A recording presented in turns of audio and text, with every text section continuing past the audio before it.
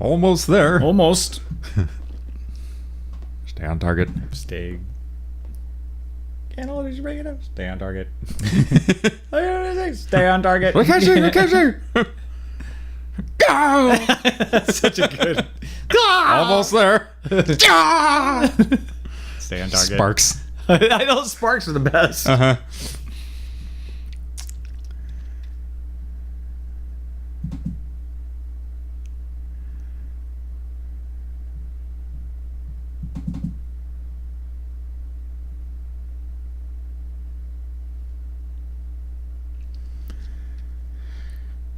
Oh. Incoming transmission. Initiating data compilation protocol.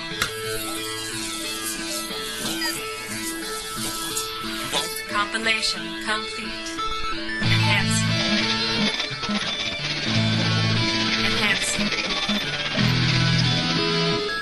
Initializing data playback. Code alpha. Begin playback.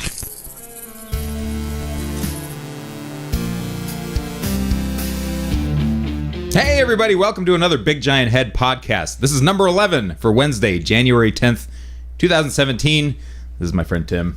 What's up? I am Matt, and we are going to talk about Game dev. a little bit about game development. And very importantly, the always What are hot we talking topic. Hot topic of Star Wars Last Jedi. Brand new. Brand new, fresh off. Yeah. Boy, nobody's heard anything about that. We got the exclusive. Yeah, we just came back from the world premiere. Yeah. And we will be talking all about Yeah. it. We're on the red. It's right outside. Yeah. The red carpet. Man's grumming. Yeah. That's where we're at. Yeah, We finally saw it Yeah, we finally did see it. after Quite a after bit. Christmas. Yes. That we saw it In the Or new was it year. Okay. It was in the new Happy New Year, by Happy New Year. the way, everybody. Yeah. And now that we have no idea what we're doing anymore. Yeah. This is a fluid subject matter. Yeah, exactly. It's going to be stream of consciousness. This is incredibly stream of consciousness. This episode is us branching out a little from. We're getting into movie criticism now, so yeah. that'll be our thing. Because that's what that's generally Ultimately, that's what our about. conversations turn Yeah, into usually. Is like, hey, remember Indiana Jones? Remember back Star Wars? Remember how awesome that was? Yeah. Yeah. That's 95% of all podcasts are that turn into some crazy thing. So welcome to what you've seen before already a million times. Nobody's heard anything about Last Jedi. It's apparently nobody's watched it, so nobody's has any opinion on it. So we will educate and elucidate people on what it's about. And we also make video games. Yes. Tim released his game Boss 101 Correct. in November. I'm still 2nd. working on mine. I guess I shouldn't say we make video games. I am trying to make one. Well, making it, yeah, the verb still works. In the process. Yeah. Make it. Yeah, I got a new one too. Working on it. It's been announced this weekend, kind of unofficially, but we'll do an official announcement here, which is drop some bombs. Yeah, I'm gonna drop some bombs. So Okay. Fire away. The game that's coming out, and it should be out within months, I expect, not years, months. We just started on it. Well, That's a good time to announce something. yes, Not like I did. yeah. Well, we did that with Boss 101. We announced Boss 101 3.5 years before it came out, and Okay. it was at the time it seemed very wise. Like at the time when we announced Boss 101, it seemed like so many people were going to like Boss 101 that it would take 3.5 years for the word to spread across the entire globe, so we could get 7 billion pre-orders. and then we figured, well, God, even if half those people buy it, we're so Even if half. yeah, even if half. Worst case scenario. Worst case scenario. Worst case scenario, 3.5 billion. If people buy the Copies game, moved. we're Yeah. totally fine. We'll be Yeah. okay. So 3.5 years later, not quite 3.5 billion people bought it. Not quite 3.5 billion pennies were spent on it either. So this time around, though, what we're doing an arcade pack. So Yeah. classic arcade game themes and ideas revisited and redone in our style of art. And you've already got some of that stuff in Boss 101. Correct. Some of it was in Boss 101, but it was all single player and all kind of simple versions of what we're doing. We've taken those ideas, which are the game Breakout, which everybody loves, and Wizard of War, which was an old 80s game, 2-player co-op game. Another game called Rip Off, which was a 2-player co-op game. I had never heard of Rip Off before. And The Rip Off one is the one I the want. title is terrible. Yeah, our game is called Last Stand, but it's based off of the theme of Rip Off. If once upon a time Rip Off had been called Last Stand, it Would have been way would better. probably. Might have- I would have heard about it. Yeah, it might be in the pantheon of classics. Rip-off. I don't know right if I can play Rip-off. now. Nobody wants to play Rip. Well, because even back then when you put a quarter in, there was a chance it wasn't going to work, and you'd be like, Yeah, that's there's a chance you're going to get ripped off. Yeah, and you're like, I don't want to get ripped off. It's kind of Like, guaranteed. yeah, like I don't want to play a game that already is starting with that on the bad foot. Like Yeah. it's like, so we got five games, 5 base games. You know, the Breakout, Rip-Off, Wizard of War type games, and then a shooter, just a regular like vertical shooter. Yeah. And that has And co-op. that looks cool. Yeah, that has co-op in it too, so you could play with a friend. Yeah. And then Tank War, which is just sort of the old school Atari combat type game where it's you in a tank. Now you can play co-op with a buddy against a bunch of other AI tanks, or you can play head-to-head against a buddy where you just battle it out. Yeah. And each of you got a tank and you're running around a little field. But it's all like, these are all single screen experiences where you're just kind of like a real old school arcade, but we're putting in our fun graphics and we're doing all our things. So you're getting a bunch of games. Right now the price is going to be, I think we're getting about 9 or 10 game modes, and then the price will be something like a little under $5. That's a lot of game modes. It's a lot of game modes, and they're all single player, multiplayer, co-op, and all that stuff. So we get a lot of stuff. We're really packing it with as much stuff as we can because we want people to be like, really. I mean, we're already going to have fun with it. So we thought that when we made the Boss 101 arcade. Well, here's the thing about these games too, is it's like, they've been done Yeah, a million times, they've been done. approximately. Yeah, a million. No, But I think but what you did with Boss 101 with those, Yeah. it was like, oh fuck, these are done really well, actually. Yeah. Yeah, we put in some polished- time on They're them. polished as hell, and it made me want like a more feature complete like version of each of those. Yeah. because in Boss 101, like there's 3 of them. There's 3. and they're kind of mini games. Yes. In Soon to be 4, actually. We're Yeah. including. Yeah, you're gonna put the shooter We're in dropping there. another bomb right now. yes. This weekend, we plan on doing an update where we update Boss 101 with a Boss 101 arcade inside the Boss 101 game with a new game, the shooter. So a single player game. So Yeah. this is not going to be co-op or anything like that. But yeah, you're right. I mean, the whole idea with the Boss 101 arcade games is just put a lot of work into these games that are just these fun little side games that you can sort of goof around on. Yeah, that you already have a lot of already. So Yes. why not just We're basically taking the core of that concept out of Boss 101, making it its own game, and then adding a bunch of features to that, and saying, let's turn it around at a kind of a value price where somebody Yeah. could play it and go, like, have a lot of No, fun. that's perfect because you guys are getting more out of your game too. Yeah, that you made my already. God. Well, it's funny. We started working on the arcade pack before Christmas, right before Yeah. we went on Christmas break, because we all visited our families and took a couple of weeks where we were just sort of decompressing after the game shipped. But even now, like today, I was talking with Joshua and Manon, and all of us. We're basically at a point where the game, I don't want to say it's almost done. There's a lot of code to do, and there is a lot more art adjustment. Yeah. But we're really far along in the sense that You can take what you think you thought it was going to take you and Yes. multiply it by yeah, million. yeah. Before, I mean, Boss It'll 101. take 5 minutes. All right. These 3 ga- weeks later. Yeah, these games have such a finite target. Like Boss 101 was very, organic. Like we would make it and we'd be like, okay, is this enough? Is this level enough? Is that? Yeah. But these We're arcade constantly games, iterating and feeling it out. And does this Exactly. feel good? Does this not feel good? the arcade games aren't like that. They're like, we know what they look like. We know what they are. So Yeah, yeah. There's a very clear target to aim How can I for. make this a little better? Yes. Punch it up a little. How can I punch this up? How what graphics do we need? How does the gameplay work? How does the basic that gameplay? sounds like such a satisfying place to be Oh in. my god, it's so night and day between that and Boss 101, which we really let sort of grow over the years into this what it turned into. But even had we had Boss 101 Blueprint, it still would have taken a year or so to make it. There's a lot of stuff, but these games are all like I said, they're all single screen, basic arcade experiences. They got the high score, they got player select stuff, Yes. but it's all so easy. Like a video game. Like a real video game. Like Remember video games? Remember video games, kids? Remember when you go to the arcade? Yeah. If everybody's That sounds so good. Oh, it's great. It's fantastic. That's something that I've been kind of craving for Yep. the last couple of years. Is like I just want to make a single screen, 2 mechanic thing and just It's really great. nail it. Drive it home. But It's super fun. maybe someday. Maybe someday when Savage is all finished. Oh my god! What about Savage? I heard that there's been motion in Savage lately. Yeah, there's a little bit of wiggling. Yeah, I see that Things are shifting. I've been following the devlogs. I saw you had added the feature with Shadow Kel. Is that yes? it? Yeah. Basically, like you fight your dark version of yourself if you lose your stuff. I went. I saw you one Dark Souls, and I'll raise you. Whatever the hell it is now. Sure. Like a Hollow Knight and a Zelda 2 Shadow Link thing. So the idea is in Savage, as you run around and punch things in the face or chop their heads off or whatever, you get essence, I call it. It's just experience points.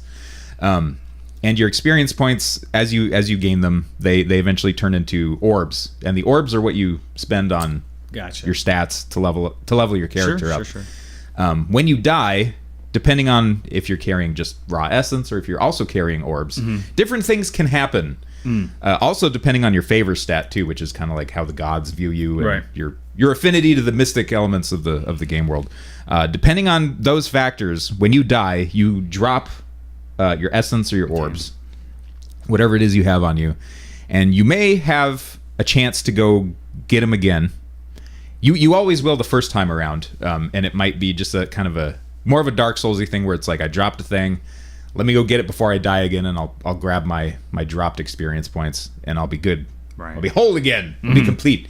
If you die a couple times, the orbs can start to mutate and change into other things. Okay. Depending on your favor stat. Of course. This is all very convoluted and complicated, but eventually it can get real bad, and your essence can go volatile. Okay. And turn into like a shadowy thing, and you see it, and you're like, oh shit. And when you get close to it, it transforms into a shadow version of you. Okay. And that shadow version, you have to defeat to get back your dropped orbs. Oh, that's great. I like that. Yeah, and the thing grows with you too. Like once you unlock the daggers, like you can start throwing knives at you and stuff. And so it's as tough as you are. Yes, its base stats are based on your base stats too. Like how you chose to level up your guy. It's like I put everything into resolve, so I'm like a brick wall. Sure. Like he'll be one too. Oh, that's awesome. See, that's fun. That's a fun little. It's kind of like a wandering boss that's always potentially there. Well, around you. it makes the game a little more varied because there's a little bit of agency on the player now where he's got to consider, maybe if my guy, I could be fighting myself, and if I buff myself up in certain ways, I could end up fighting a shadow version that's just as tough. In my play style. Yeah, but sometimes also there are benefits to having him spawn too, because he has things on him that you won't be able to find anywhere else. Oh, see, that's awesome. You can also accidentally get him to spawn during another boss fight too, so you'll have two. Oh my god. Things to contend with. Oh my god. So it's not gated. Like he can go anywhere. Oh my god. And but I want to reward the player if they're able to get out of a situation like that. Gotcha. So there are things that there are situations where you're like, I want to fight this guy now. I think I don't know. I think you've done so many great things in the game, and it's features like that are really. See if it pays off. Yeah, it will pay off. I feel like Savage is just a great. If nothing else, it'll feel good to me. Like it's all this, and like somebody who recently did a similar thing to this was Hollow Knight, which is when you died, like there's this weird ghost thing that looks like you that. In Hollow Knight, you unlock like magical abilities and stuff, like a Hadouken kind of thing. And when you do that, your shadow thing can also throw fireballs at you. But I wanted to go more the like Zelda 2 thing where it's like this guy he's me. Like he can jump and he can climb ledges and he can if I find these shields or this axe, like maybe he might show up with that. Oh my god! Like if it registers that I found the great sword of cleaving or whatever, it's like he's got it. He's holding it. What is he doing with that thing? Can you get that again from him, or is it go away when he dies? He'll have things that you already found in the game world, and those are things that you never. They can break. Your equipment can break if you die enough times, but you repair it and stuff. But it's never something that's just lost forever that he steals. Okay. Well, that's an idea. Yeah. New game. Let me go further out. This is how it comes out. Yeah. Let me go further out into the weeds. Yeah. Hey man, you got to I firmly do believe you. Sometimes the game tells you how it's made. Like it's you do let it tell you, and or Tim tells me on the Big Giant Head. Yeah, the Big Giant Head podcast can tell you Podcast. too. You never know. I've learned a lot on this. Like I come across like I feel that It helps to talk about this stuff. Yeah, talking with you about Boss 101 did help me develop the game and work with Manon and Joshua.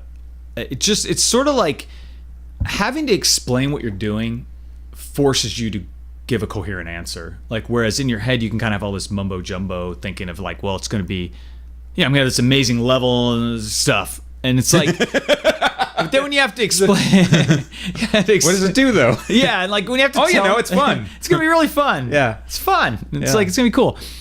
But it's funny, like that, and I think we gave you the first early build of Boss 101, and that was a big eye opener for us. Like watching you play was really just us going, oh my god, I didn't know it was like that, or I didn't realize it. For the most part, things were exactly as we expected. Like the game was understandable. You know, somebody was getting it, but there were a few points where we realized like, oh, it's not very clear what you're supposed to do here. It's not very. And we thought we had it all figured out. Like, and I think the same thing happens in a conversation about your game, where you go, here's what I want to do, and you have to explain it. And you kind of go, oh yeah, I guess I haven't really figured that out too well. That happened a lot on Boss 101. Yeah, and we were talking about this on the last episode. Yeah, go back and watch that. Yeah, were we? Maybe we were talking about live streaming last time. Yes, It's been a couple weeks. Yeah, I think we mentioned it. But that's one of the extremely useful upsides to live streaming and having your thing in front of people. Phrasing, but having your project out in the open and being forced to defend it all the time, right? Like to contrast what you guys were doing with Boss 101, I kind of accidentally wound up making this thing in front of people all the time. And I don't mean like live streaming. Like I put the freaking prototype up on you've had a demo Game Jolt. forever. And, people have been playing it all the time, and I've been hearing people play it. And if anybody like live streams it ever, I would like watch them, and it's like, and that's kind of interesting. That's like, I wonder how much of that is influenced.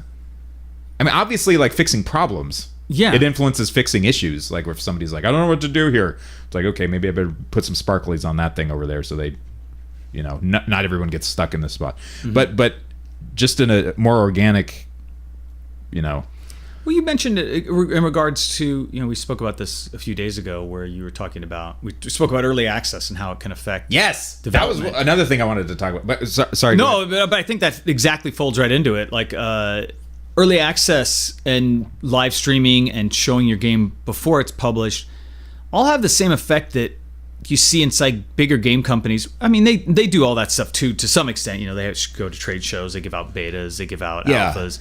They have internal testing a lot. But, for a smaller developer, you don't have as many options that are, how should we say, safe. Like, at a big company, they can bring in a bunch of people to test and they're all under contract, and they're all... Yeah, and they're all in a little safe room, and they sign all these disclosure forms where they really don't get to talk about the game to anybody, and you can sort of safely show your game, demo it, and know that like somebody isn't going to get a janky screenshot out there, or maybe have an article where they go, oh, this doesn't even look near done. But I think that live streaming, early access, obviously, in Steam is a big area where you can possibly benefit a lot. I mean, we were just talking about how it seems like there's very few success stories, I should say. Yeah. There's a lot of games in early access, but especially the early access thing. Yes. Like Kickstarter and early access, that's used a little bit more the way it's supposed to be used, but early access is kind of not. I feel like if we went through Steam right now and said, show me all the games that are in early access. Yeah. I think the number of games in early access versus the ones that we would rank as, oh, this is going pretty well, or it seems to be going pretty well. If it was like 10,000 games in early access, my guess would be there'd be less than 100 that we'd probably rank as this is going pretty well. Yeah. I think there'd be a lot that would look like abandoned games or very minimal updates. Yeah, it feels like the Han Solo navigating an asteroid thing. Yeah. The success of successfully navigating early access is... Never tell me the odds. Yeah, Never tell me the odds. That's what every indie developer is. Never tell me the odds. Yeah, exactly. I'm going to charge that Star Destroyer. I'm going to make an MMO. Yeah. On early access. I'm in early access. 1995. Don't worry. It'll be an MMO as big as World of Warcraft. And yeah. But you're right. That is exactly how it seems. Like people are hoping. I mean, I went and peeked around at some after we had that conversation. I looked at some early access games I was following, and some of them are going good. It seems some of them are a little bit on the abandoned side. Like the developer hasn't updated it in maybe 4 or 5. I mean, I consider a game getting in the abandoned zone if it's like 5 to 6 months between just updates. silence. Yeah, and a lot of unanswered questions on the forums, and I can almost guarantee. Hey devs, Yeah, hey devs. where the hell's the game? Or here's a classic. Like it's been about 5 months. Rip game. Yeah, Z. If a dev has a game on early access, and 5 months ago, the last dev response was something like, "Hey guys, been real busy with life and everything else. Things are harder than I thought. I'm gonna give you a big update soon." And it's been 5 months since that kind of an update. Then I think that's almost a guaranteed abandoned game at that point. Yeah, 5 to 6 months of silence after an apology. Yes, post. That's true. That's actually a better way to put it. 5 months after an apology, it's abandoned. Like that's kind of the way. And that is not even an update. No, it's not an update. It's hey, like checking in. Hey guys, just checking in. I love you guys. Firing all cylinders over here. Yeah, it's really busy, or we'd update a lot more. I'll be in the Bahamas. Got another job. Also, here's a photo of my brand new dog, Sparky. Yeah. Also, here's a picture of me and my new job. Yeah. Here's a picture of me and my new taking up a lot of my time. Anyway, see you. got another job. Takes up a lot of time. See you guys. Yeah. Yeah. I think a lot of devs have done early access and felt in their heart they were going to be committed to like weekly updates or monthly updates, and it just didn't happen. And it's like, I mean, you can blame people like that for taking people's money. Yes. But at the same time, it's like, this is kind of hard. No, it is hard. That's no excuse or anything. It's like, well, yeah, I mean. Well, it's hard, but not everybody that goes through this is going to make it out, I think. Right. That's why not everyone does it, I think. Correct. I do think now with not the ease, but just the relative access people have to making something like that. The barrier for entry is like paper thin now. Yes. Which is also exciting. Yes. I wouldn't be doing this if it wasn't like that, I think. And I feel like now what we've got is a situation where a lot of people are inspired to make games, which is great. Yes. And they're inspired to go on Steam, and they're sort of saying, now mind you, I'm generalizing, but there seems to be a group of people that have an idea. And it's okay to generalize if that's what you get when you crunch the numbers. Yeah, the feeling I get is a lot of people come into it fresh and say, I've never made a game before, but I played a lot of games, and I know what is fun. What I'm going to do is sit down for a couple weekends with some friends, make these awesome animated GIFs of my pirate game. I'm going to, in Unity or pixel art or whatever it is. Yes. I'm going to put these things out and say, hey, everybody, this is Captain Ahab and 1,000 laser sharks, and I'm going to show you guys these awesome GIFs, and I'm going to say, this game is going to have, when it's done, it's going to have 10,000 laser sharks, 500 Captain Ahabs, and it's going to be a galaxy spanning. Oh, man, you don't even know. It's going to have procedurally generated laser sharks. It's going to be set across 27 worlds, but what I have here is a patch of land 1 meter by 1 meter. That's what I'm working on right now. And everybody's like, oh, we love it, Captain Laser Shark Pants. Let's do it, everybody. And then everybody throws money at that guy, and he vanishes because he gets, as soon as he sits down to make a game, as opposed to... Whoops, it's kind of hard. It's kind of hard. Yeah, like it's one thing to sit down and open up Unity or open up Unreal maybe, and go through a tutorial and get a guy running around on the screen and be like, and then so rad.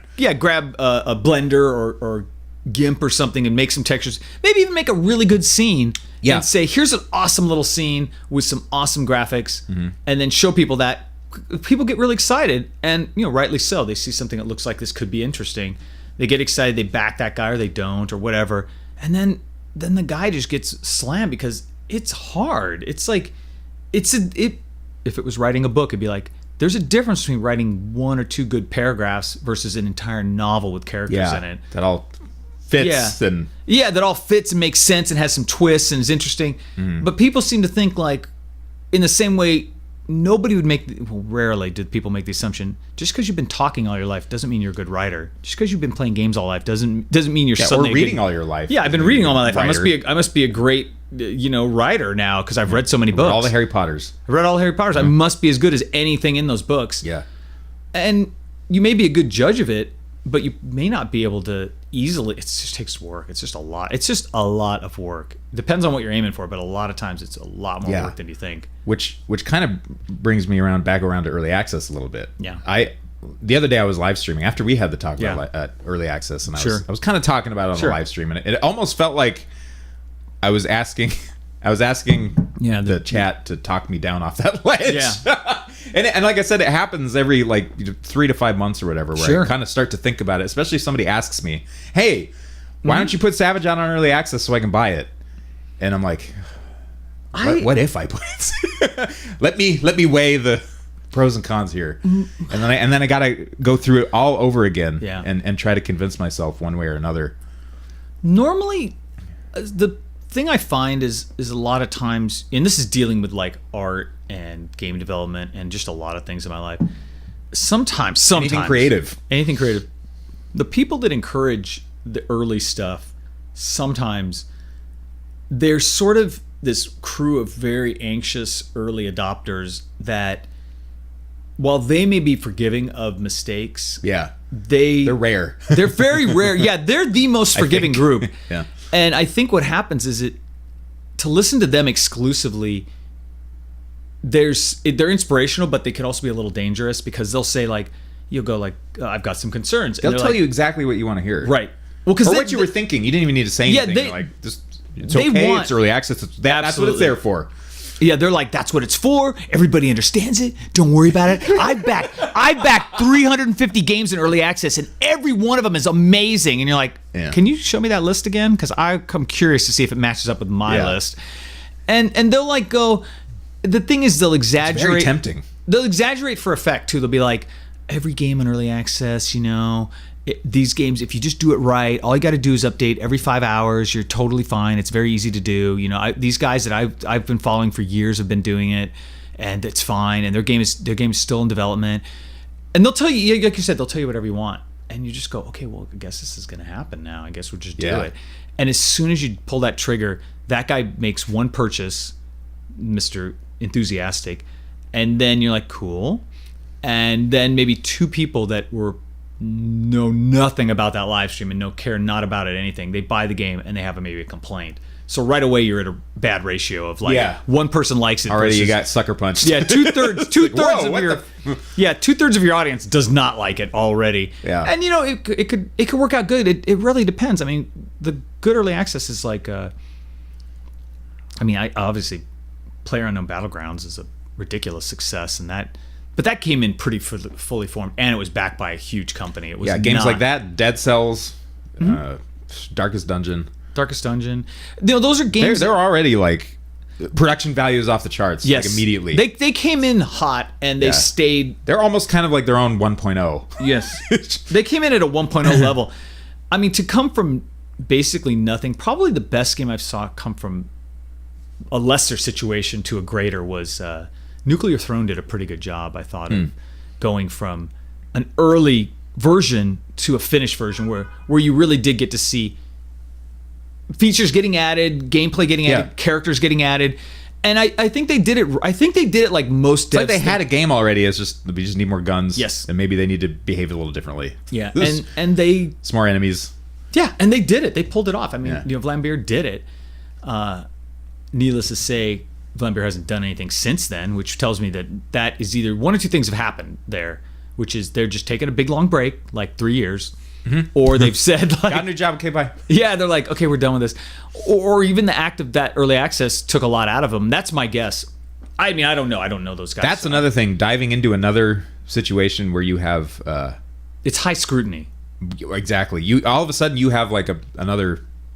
Let's say early access goes well, and all of a sudden you have a few thousand more you probably managers. aren't adding a few thousand patient, loving, motherly-like managers. You're probably adding a few thousand really hot-headed, I want this now, how come it doesn't have this feature managers? Yeah, and they're going to leave negative reviews, and then once your game goes 1.0 and you fix the issues that they had. Oh, they've already probably moved on. won't. They're probably on their Most new likely early they're access. not gonna. Yeah, they've already left 10 other negative reviews on other Yeah, they're early like, access games. I can't come back to your game. I'm busy putting negative reviews on this other game over here. Yeah, exactly. Yeah, I know. It is tough. I think with your game, with your development pattern, early access isn't completely a ridiculous I'm idea. saving it for a Hail Mary Yeah, situation. it is definitely a Hail Just Mary. don't take this as this is what I'm gonna do, and especially if you caught the live stream that I'm talking about. At Yeah. Twitch TV/Tobor Prime. Yes, please. Tobor.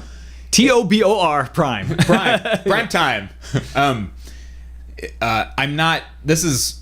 It's more of an interesting conversation to have, and it's obvious. There's a little temptation there. Yeah, because it's why like not? okay, things are getting down to the wire a little, and it's like okay, what's going to happen here? Is this something that could save the game, or is it something that could totally ruin it? Yeah. My opinion is that it would not be a good idea, and so I'm not going to do it. Yeah, it generally seems like it would not be a good idea. That's my feeling But about it's early interesting access. to explore the. Well, because you see success. option. You see success there, and you Yeah. kind of think, why wouldn't that be me? Given when I see Darkest Dungeon or Nuclear Throne or PlayerUnknown Battlegrounds, I'm not making those type of games, but I see the mechanicals of what they're doing, and I'm like, well, I could do that. I could update every week. I mean, I'm doing that already. Like, I could. Yeah. Why? You guys have been doing 2 updates a week for 3.5 years. A lot of It's updates. so there's just no lot of question about Yeah. where you're at or what you're And they're doing. all done on Steam too, so it isn't like we Yeah. aren't doing them on that exact format that Yeah. we would be doing them on anyway. It's interesting to think, like, I wonder what people would, like for the new game we're doing. I wonder if early access would be the thing to do there. I don't think it is, but because we're on such a Generally quick speaking, turnaround. I don't necessarily know that it ever is. Yeah. Ultimately I like even just as a consumer, Mm-hmm. like a person who buys and plays video games or whatever. I generally like to have the thing done. Yeah. And for me too, like I want to feel like I went the distance. Yes. And not do Well, an that's early access thing or a. surprisingly, that's how almost every product on the planet is made. Finish it. Exactly. First. It's like, and there's a reason that's that way, because that's what people want. They Yeah, want exactly. finished products. Yeah. You wouldn't move into a house that's half built thinking, well, I guess I'll just nail up a roof at some point. Like, Yeah, this bridge is almost done, guys. yeah, this bridge is almost done. Go ahead and ride it. Like, Yeah. it's like, should work. Like, if it doesn't fill out a bug report. According to my sheet here, it should hold. What? How much did your car weigh? How many people want to get? How many people are in your car? Exactly. Well, I mean, it's an edge case, but Should be okay. Yeah. How many people want to get on an early access jet plane? Like, it's Yeah, like exactly, nobody. exactly. Like, obviously this is, Well, it's- insane hyperbole, but right, but it does highlight the issue with early access. yeah, It really does. Like, yeah. you're kind of is it done or not? it's not. And yeah, and you run a huge risk of diluting your actual launch. I think by doing an early It access. has been. I don't know if depending on how many eyeballs are even on your game in the first place. I think. I think early access can get you. I've had it some. There's been articles like on Gama Sutra and a few other places. Yeah. Where they say, people are like, yeah, early access got us a lot of attention, but then we didn't get any attention when we launched because Yes, early access yeah. was the launch to a You lot get, of. you get a much smaller percentage Yes. of actual units moved Yes. post early access. If your early access launch is strong, that's fine because you just built this Yes. huge audience and Yeah. it didn't matter. And especially if your early access, and you might have gotten those anyway from. yes, if you're like a PlayerUnknown Battlegrounds where you not only do early access and you had a strong launch, but you kind of had a continual base being built up. You're going to be fine. Like, you're not going to be worried. But Yeah, if that's you're, an edge especially case. if your game is like one of those living kind of games Yes. where it's like, okay, the core is really strong and it's here, and you can Yes. you can experience the game loop in its entirety. Yeah, you can get. a But sense we're of the gonna game. add all this funky shit on top of it as over the next year. Yeah, we're basically fixing bugs at this point. We're Like adding now dragons. Yeah, you can ride check them. dragons whatever. and jeeps. Yeah, exactly. We're putting those in there next Yeah, week. double grenade launcher. How about that? Triple grenade lightning gun launcher. Like, Yeah. it's gonna be great, kids. I think that's there are a lot of good reasons to do early access, and there are a lot for me in Boss 101, and I know when we were doing it, like Joshua and myself, Manone, I know I wasn't for it. Joshua wasn't really, because the problem is what we're talking about now. There's expectations and there's a dilution of the launch, and I don't think Boss 101 was the kind of game where, since it was so story based, surprisingly, it was a very story based game. Yeah, we yeah. couldn't really. The game loop itself was solid, but it was also a small part of the whole game. And to kind of give people that, it really would have sent a weird message of like, is this your game? Like, it's not that it's bad to have, guns and shooting things, but we had a lot of story stuff, and I felt like, yeah, that's kind of the heart of the like it really is like the character of the thing. Yeah, the characters are what's important in this game, and to kind of show people little bits and pieces that don't I think about getting something like Dark Souls or something in an early access state, and it's like dodge rolling's not in yet. Yeah, and you're like, well, okay, what's going on here? Yeah, it's like, and you don't know that dodge rolling is supposed to be a big part of iframes of Dark Souls. It's then how much different would that have been received? You know? And how many comments would have been, I get hit by this dragon's blast all the time. There's no way to avoid fucking, Yeah, and you're like, well, we're going to get something coming for that. He's like, why don't you make the shields tougher? It's like, okay, temporarily the shields do 1,000 points of defense, don't worry about it. It's like, well, then you start balancing your game against sort of the immediate complaints of... You're working extra all of a sudden, and not towards your end goal. No, because you're in that early access, like... You have producers now. Yeah. You're like, you're just basically in this like your rapid river descent where you're like going, okay, I every day there's just 1,000 You're completely complaints. in the wrong direction. Yeah, these guys will, like early access guys, when you and them sync up, it's a beautiful thing. I'm sure it's a great. I bet. Best case scenario is you get a whole new community that you wouldn't have otherwise maybe. Right. People that are really into early access and and want to help get these games off the ground. And they see your vision clearly. They're like, I want to help. Yeah, we know what you're going for. We're gonna help you here. But if you're trying to do something a little different or a little odd that maybe isn't communicated clearly, you do run a risk of like people aren't gonna. Not only they're not going to understand, but they're going to push you actively in another direction. Yeah. Because they're going to be like, well, why can't I dodge roll, or why can't I fire this gun, or why can't this guy get killed? And you're like, it's really important for later in the game. Like, I don't care about later in the game. I care about right now. I paid $19. I want this thing right now. Bad review, motherfucker. It's like, you're just like, okay, all right. Temporarily, you have 10 million hit points when you go in this room and you can kill anybody. Okay, this game's too easy, you fucking asshole.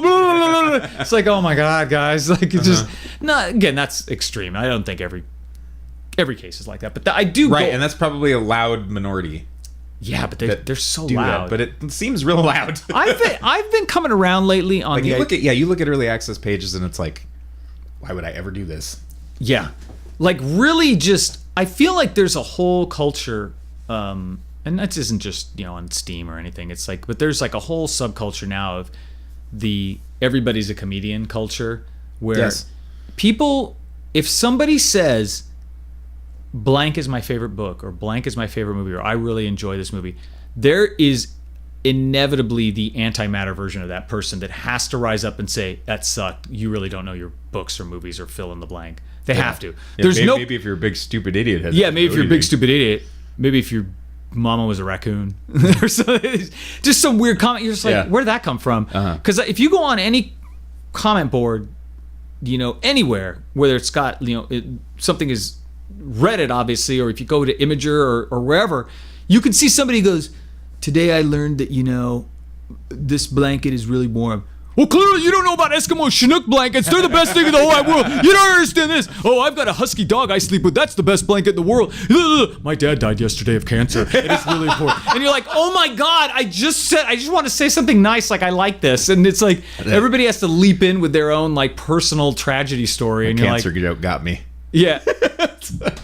I'm just here because my mom died of cancer yesterday. Yeah, nothing to do with the conversation. Yeah, nothing to do with the conversation. And the other guy's like, my uncle died the other day of cancer too. It's like, oh my God. Okay, guys, we get it. Yeah, where are we going with this now? Yeah, 8 pages of tragedy thing. Well, go on any site and look at the thing started out as Skittles versus M&Ms. Yeah, it's just like, and it's fine. Everybody relates to everything in a different way, right? You see a movie or you read something and you go, oh, that affected me because maybe it did remind me of some things in my life. But it is funny how utterly those things can derail the initial conversation. Like, I do think the internet is a good example of why we would not want to be Professor X and read minds, because the internet is effectively, it's like Reddit in his head. Yes, like he's probably like, oh my God, like can they just organize themselves a little? Like, I do think that go on the internet is exactly like reading somebody's mind because it is just stream of consciousness all the time. Like we're doing it now. I mean, you're hearing our stream of consciousness. You now have superpowers. Yeah, now you guys know about us. Like he was like probably like, who are these clowns? Yeah, what are they talking about? M&M's skill cancer? What? Video games? Yeah, we do need to get into something soon though. Yeah. So yeah, but to sum up, video games are bad. Early access is Cancer's bad. Funny. Yeah, it's like early access is bad or good depending. M&M's are better than cancer. Yeah. Early access. Okay, yeah. So, but early access not going to happen. Yeah. For me right now. Again, if it's a Hail Mary situation, it's like, oh my God, our apartment burned down again, and we, have no more money, and the game's not done. So, okay, just early access. Yeah. It may work out. Like right now, we have no plans for early access on the arcade pack either, because we are looking at rapid development on that. We are looking at getting that done. No, you guys are in a good spot. You're in a good, strong hopefully. spot. I think we are. I think we're in a position of advantage right now where you have the high ground. we do have the high ground. Surprisingly, for once, like we somehow scrambled. It's over, Anakin. It's over. I've got the high ground. What does he say? Is that what he says? Yes, Something like that? exactly that. Does he? Yeah. He's like, It's over, Anakin. I have the high ground. You have cancer. You have cancer in early access. You're in early access, and I'm released. I have the high ground, Anakin. It's like, then he tries to leap over. He tries to do a somersault over the man with the laser sword, and then everyone just goes meow. And then Anakin falls cascades back down to the ground in pieces. Yeah. I understand. Why did he try to leap over him? Because that's what, I don't know. That was weird. Yeah, I did. I remember that battle. Who knows that? The battle on Volcanus, was that where it was? Because I remember they fought for a while on like Volcanicus, or I don't know. Weren't they like? Am I incorrect in that they were fighting on a lava river on small doilies at one point? Like yes, like on little pallet jacks. Yes. I was like, this is an incredibly long battle in lava. They were like jumping amongst what looked to be small. They were standing on small bricks of metal, like they're weird little like lava collecting robots. Okay, flying around with conveniently placed platforms on their heads. Gotcha.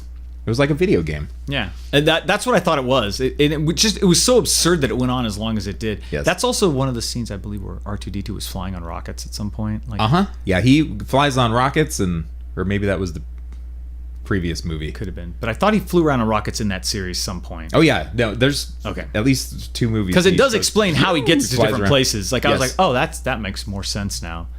Like thank you, prequels. Yeah, prequels. You did clear up a few things. Like, Speaking of Star Wars. Speaking of early access, whatever. No. Speaking of the prequels. Yes. Let's talk about Last Jedi. We should probably get to the main event. Main event. The main event. The main event. All right. Cream of the crop. Last Jedi. Last Jedi. We saw it. We should timestamp this in the podcast too, so people can just jump straight to this part. We should. That would make it convenient for everyone. Yeah, then they could just go, okay, I don't want to hear these blathering fools talk about Last Jedi. Who cares about your stupid video games? Yeah, let's just get straight to that you made in your basement. Yeah, let's just get straight to that funny part. Let's get to The Last Jedi, the thing that we're here for. Everyone hates and loves. So, Last Jedi. Equally. We saw it together. Yep. Now, we had gone in, I'll start with myself. I had gone in with some... That's good because I don't remember anything about the movie. Yes. I don't remember much about Force Awakens. Did we see it? We saw it. We did. Yeah. And it was... I had already gone in. I'd heard a lot about it. I'd read some reviews. I was spoiled about some of the things that were going to happen. And I'll admit I was biased. Yeah. So I was biased to not like it right away. Like I didn't... Force Awakens was just... The more I thought about Force Awakens, the less I enjoyed it. Like yes. It was a very much a rehash of what I felt A New Hope was. And it was just... There was some cool stuff. I mean, they brought back... The thing is, J.J. Abrams brought back the stuff everybody wanted, which we want to see the Millennium Falcon. We want to see, You want to see X-Wings. You want to see... And he added little twists. He's slightly, he brings back a Vader character. He brings back all the stuff that we all like. So, okay, fine.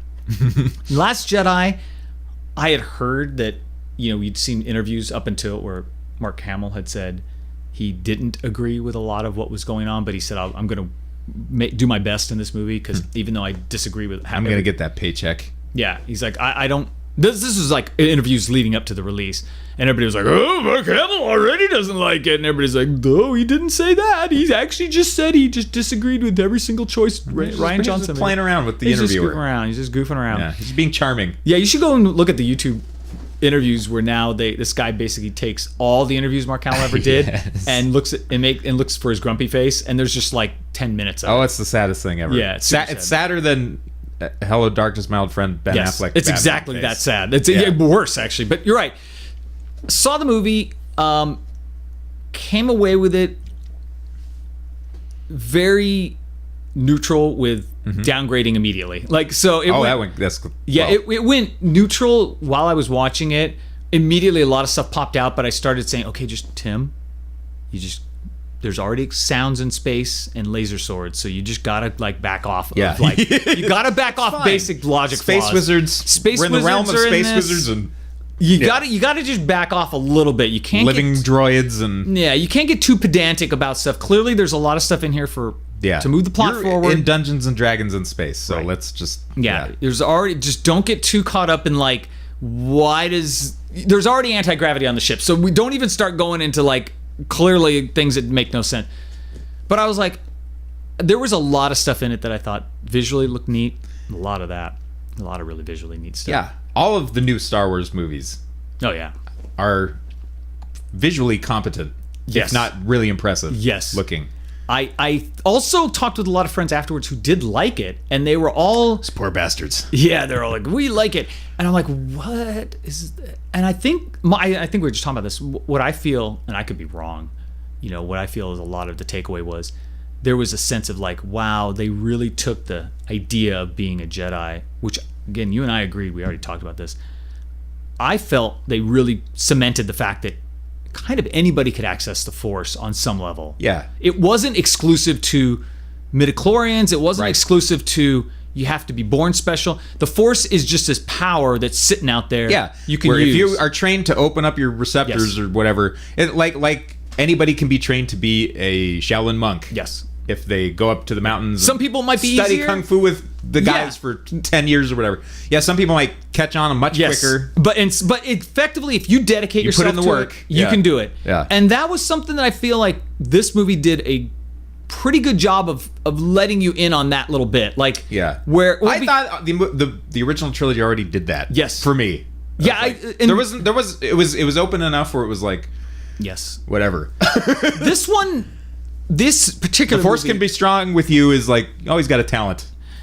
exactly, and I feel like this one did a better job of centering on the Jedi as opposed to, like I said, when I saw A New Hope, and that is how old I am, in the theater as a young kid, very young kid. No, I saw it when it came out in 78, 77. I would have been, if it was 77, I would have been 9. So yeah, I was 9 when that came out. So, but when I saw that, like I said, everybody in grade school was like, we want to be Han Solo. Like, because that was the most relatable character. Mm-hmm. In this one, I do feel like I wouldn't necessarily want to be Rey or Kylo Ren, but I feel like I would want to be a Jedi because I wouldn't want to be Poe, even though he was. Well, I don't really know who Rey and Kylo Ren are anyway, so. Yeah, they aren't. They don't really have have a lot of story. character. They don't. You're right. They don't. But I would think like I could be a Jedi because look, she was spoilers. She was basically It's big spoilers and everything. Right, in we're this. gonna spoil the shit out of this. Because she was sort of like a nobody. She wasn't special. She was just born. She has Force powers. Yeah. But maybe she just had access to them. Supposedly. Well, J.J. Abrams will probably rewrite all of that. He's Right. probably going to be like, Anything goes Nope. with these fucking. yeah, there clearly people. was no overarching trilogy arc. It was just like, They had no nope, idea, yeah. just make whatever. But I did like that. I did like the fact that, And I like the room to maneuver. yeah, and I like the fact that they killed Snoke. Now, even though it was frustrating because they obviously build him up as Force Awakens built him up as a little bit more like an Emperor Palpatine, but then he's still super tough, but then he gets killed, and you're like, oh shit, like he's gone, like that's crazy. And that moment in the film, I guess we're getting a little ahead of ourselves, but no, it's good. It's good. We can do that. yeah,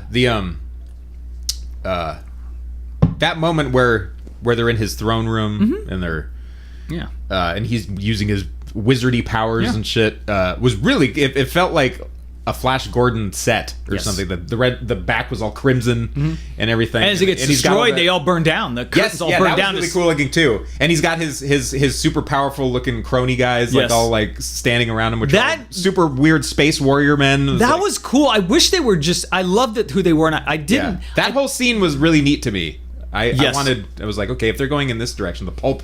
Yeah. Super out there like Buck Rogers Crazy Town. Like and that was a good swashbuckling moment where they're just let's go fight these guys. Let's go do the again, it was all solid stuff. Like it was all really all of it. Yeah, everything was very well filmed and very well done. Well filmed, I will agree with. Yeah, very well filmed. But the plot was even okay, people are saying things like It was a pretty good movie, but just not a very good Star Wars movie. Like the people on the more negative end of the spectrum. Yes, I would say that it's not a very good movie at all. Yeah, I think that it had a lot of the writing was just. Yeah, I didn't very confusing. There was a lot of confusing. Not confusing in that I didn't know what was going on, but it was like, why did you go here? Who cares about this? This doesn't mean anything. Why are we here? It didn't make any sense. But hold on. Okay, yeah, sorry. I think somebody's here. I think somebody is here. Don't people know that we're doing a podcast? We're doing a podcast. Very important business. I'm going to go check to see who's here. Right, well, you're closer to the door. I'm closer to the door. Yeah. I'm going to go check. Right. Well, we're going to... Give me a second. Yeah. Hold on. I'll hold down I'll hold down the fort, I guess. Tim's going to go... He's gone now. I'm gone. I'm not here. I can still hear him, though. That's weird. I'm not... Do I look like I'm gone? Do I look like I'm gone? No, you're just... No, how about here? Look at me. You need to... Look to see if I look like I'm gone. You're gone, yes. Okay. Do I look like I'm gone? Who knows where Tim went? Yeah, we don't know. Hold on. No. Yeah. Okay! Oh, yeah! You can't just sit down here in my apartment. The critic is here. Oh, you're the critic. I'm the critic. I'm not Tim. Where'd Tim go? What happened to him? He's gone. He's going to get... Did he go past you? He's going to get himself some more drink. Oh, okay. The critic is here. He knows you? Or? Yeah, he said I should talk about... So this is a safe situation. I'm pretending... I'm doing his... Oh, yeah. I'm doing his voice now. I shouldn't call the police or anything. anything. Yeah, no, do not call the police. All right. The critic is here. Okay, on with the show then. The critic is here. Because Tim said I should be here because I have some opinions about this movie that he does not have.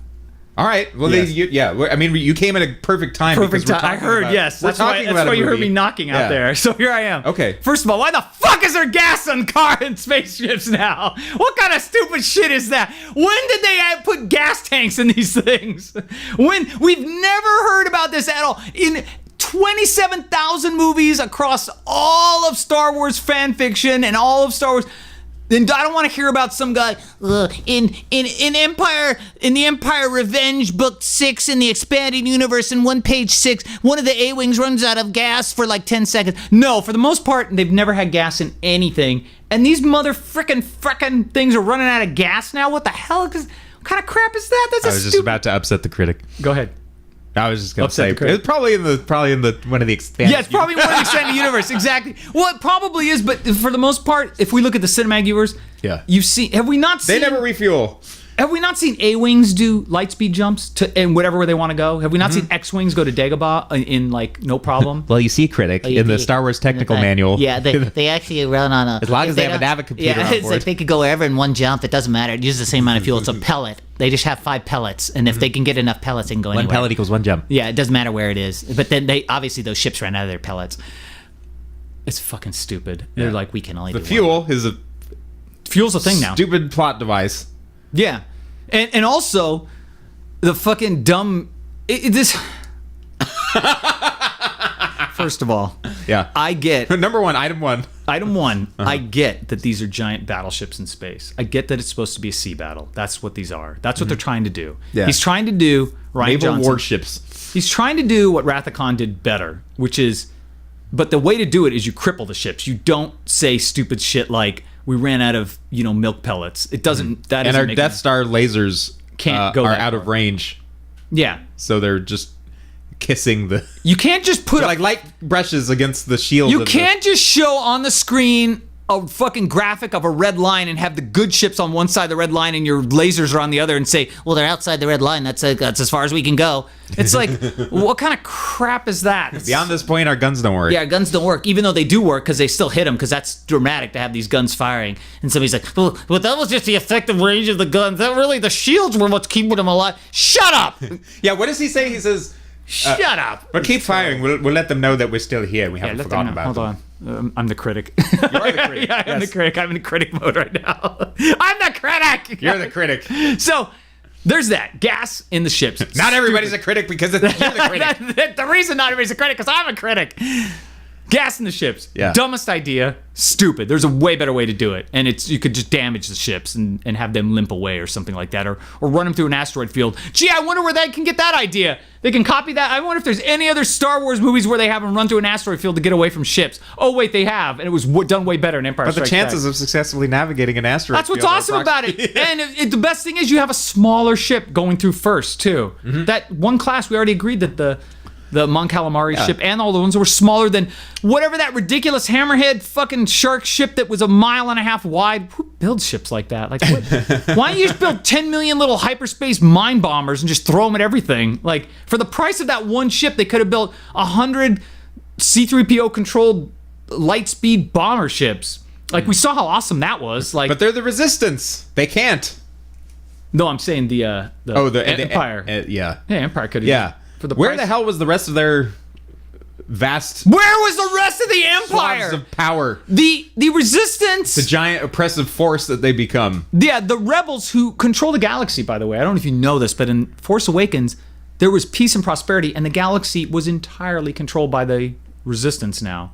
So Resistance. they blew away The government. They blew away a few The planets. Republic. Yeah, they blew away a few planets, and now suddenly everything crumbles to dust, and the evil empire's risen utterly up again. Dumb, stupid writing. Dumb, terrible writing. Terrible. Yeah. And here's another freaking dumb thing is that among the other dumb things that were going on, how are they able to leave this slow-ass moving chase and go to Gambling Planet where Benicio del Brad Pitt And was spend approximately a week down there. and race having an horses, adventure. ride around on these weird cat Where horses? beforehand, before they leave, they Yes. say that they have about 17 hours of fuel left. Right. So we know the whole thing takes place in less than 17 So hours. when they go to Gambly Place or whatever, and they have this, Yeah.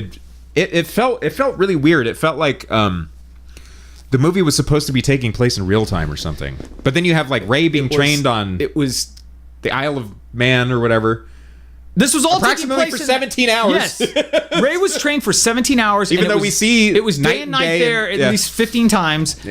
At least She had like 100 conversations with Kylo Ren, 100 of them. and apparently everybody can project everything across the universe. It's just, in all for the sake of convenience, they added a bunch of new stuff to Star Wars just so that the plot can move. Yeah, it and we've was- already prefaced this with completely and totally understanding that we're in the realm of the space wizard. Yes, we are in the But realm of the space still. wizard, and there are sounds in space. Yeah. and everybody can make rocks float. I get it. Like, but it's just when you add a bunch of new And yet you can rules- bomb a spaceship with bombs that fall out of the... We haven't got to that part. yet. No, sorry. We haven't Sorry, got to the go part- ahead. Yeah, we haven't even got to the part where the beginning, which just already set it off on a bad foot, which was Poe Dameron making your mama jokes. Yeah, Can you hold on? Can you? Is he supposed to be? How fucking stupid is it that?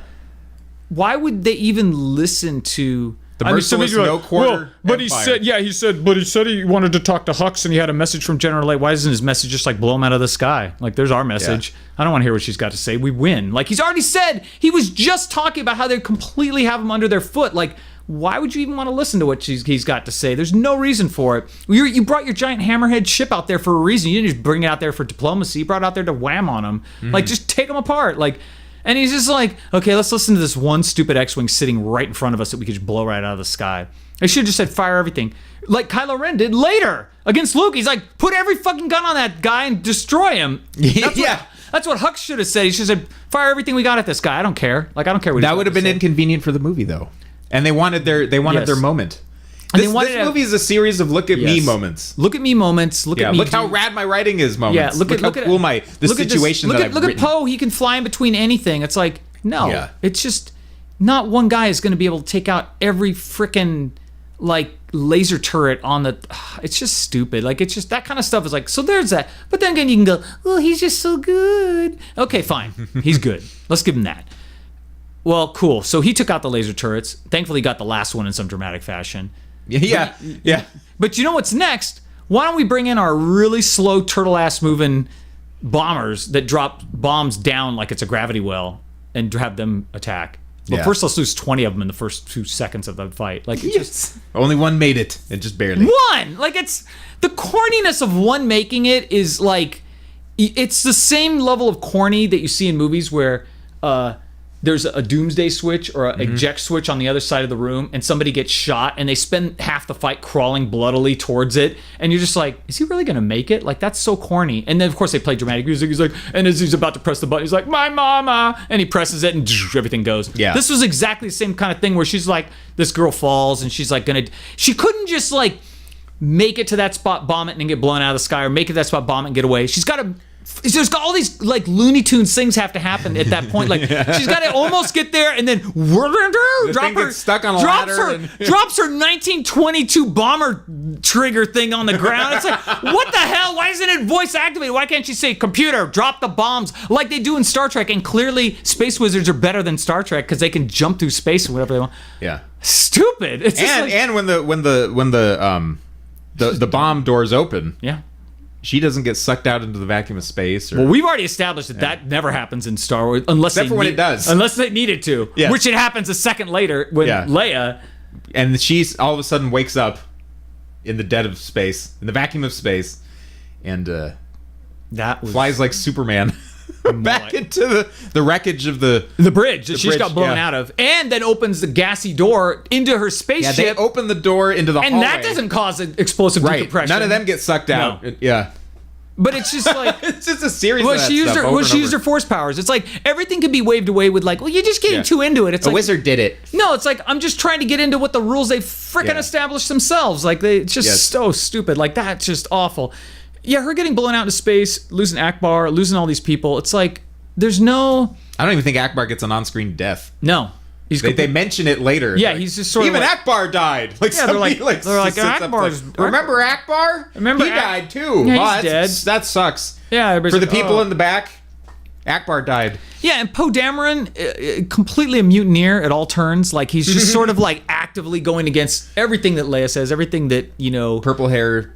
General Jurassic Park says. Yeah, Ellie. Yeah, General Blue Velvet says. Like, yes. She's just like, it's like, why? Who she doesn't tell anybody about her super secret plan to refuel the. Hey, we've got 500. We got 40 rebels left. Let me not divulge any. This is not a good time to not tell anyone what's happening. She's like, I've got this master overarching plan that requires clockwork precision. Let me not tell anybody about it. It's Magic Box. Well, how come she wouldn't tell anybody about it? Oh, the only reason she wouldn't tell anybody about it is because it makes the movie more dramatic. It makes no logical sense. It makes you hate everybody, is what it does. It does. It makes you hate the characters and. Yeah.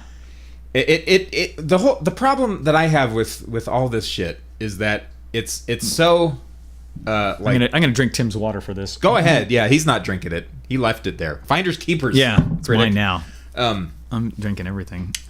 It's such a like behind the curtain thing. Yes. All this stuff where it's like, yeah, I can see the writers writing it. Yeah. In front of me almost. It's no, like they're writing. Matrix. It's like I don't even see brunette or. They're doing that thing that you can almost feel they write backwards. They say, "I want a dramatic scene. How can we get to this? I want this to look awesome, and it has to look this way. So we have to kind of finagle everything. How can we have the characters ride on cat horses? Okay, why don't we have a gambling planet that has cat horses on it? Yeah, that's and a good free idea. them. Let's free them. Yeah, that's good. Let's free them. You don't want anything to be a slave. Oh, the warm-hearted, diverse, resistance fighters. They free standing everything. Up for everything. They're freeing everything. Yeah. They're gonna free their spapeships after every fight. They're gonna just like turn their spaceships. You realize that planet has the groundskeepers are all flying around in helicopters. Yeah. It's immediately when they leave and they have the herd all safe. All those guys what did that girl come think? Pick them up again. I mean, is she so stupidly ignorant to think that like let's just we talked about this. Let's imagine somebody came to a city like Los Angeles and they went to Santa Anita Raceway where the horses race. Right. And they're like, I'm going to free the horses. And then they grabbed a bunch of horses, rode down the streets, through the streets of LA or through the streets of Santa Anita. Ruined a bunch of shit on the way. Smashed a bunch of things, and then just rode up to the foothills and let a couple horses out. Exactly how many hours do you think it'd be before they grab those horses and put them right back where they were? And the horses are probably all beat up and hurt. It's like, it's just dumb. It's like, they just did it for dramatic moments. It's like, there's no sense there. Like, everyone in the galaxy, though, is evil, evil, bad, bad. Everybody. Aside from Finn and friends. Everybody is so bad. Like, there's no shades of gray anywhere on anybody. It's like, everybody's out for themselves, and the money's bad. Everything's bad. Yeah. Everything's bad. Like, everything's bad, and somehow... here's the other thing, and this is the part of the setup that I didn't get, and maybe it would be help if maybe somebody knows on the internet. I'm sure they do. I'm sure somebody does. I can't imagine somebody doesn't have an opinion on this. At the beginning of the movie, crazy. Are we to understand that what we see on the screen, the Empire... I'm just going to call them the Empire and the Rebels because it's much easier. That's what I keep accidentally calling them, too. But they are not. They are... The reverse, really. The First Order. The First Order is effectively the rebellion. They ought to be. Yeah, and they ought to be like an extremist fringe group that got their hands on some Empire tech. Yes. And but they're Not. leftovers. They're just the full-on Empire now. Yeah. Are we to assume that the Hammerhead ship with Hux and Snook and all those clowns, everything we see on screen, is that all their ships available? Yeah. And everything that we see of the Resistance, the Rebels, are that all their ships available? Because if that's the case, the movie sort of might have makes a little sense. But if it's not the case, why wouldn't they just call in a bunch of... I mean, why did they... They're like... Let's say that is the case and that's the only ships available to anybody. Yes. The whole thing just kind of turns into some weird assholes like on some end of the galaxy. Yeah, like, who cares? Punching it out with each other. I don't care if a bunch of hillbillies... Ruining the surrounding area for everyone else. Yeah, what does it matter if a bunch of Klondike hillbillies are taking on each other out in the middle of nowhere? At this point, it's like Joe Schmo in the Star Wars galaxy. Yeah. Like, here's about, like, this space battle. Yeah. And they're like, who? Yeah, who cares? The First Order and I don't understand. I think who are these people?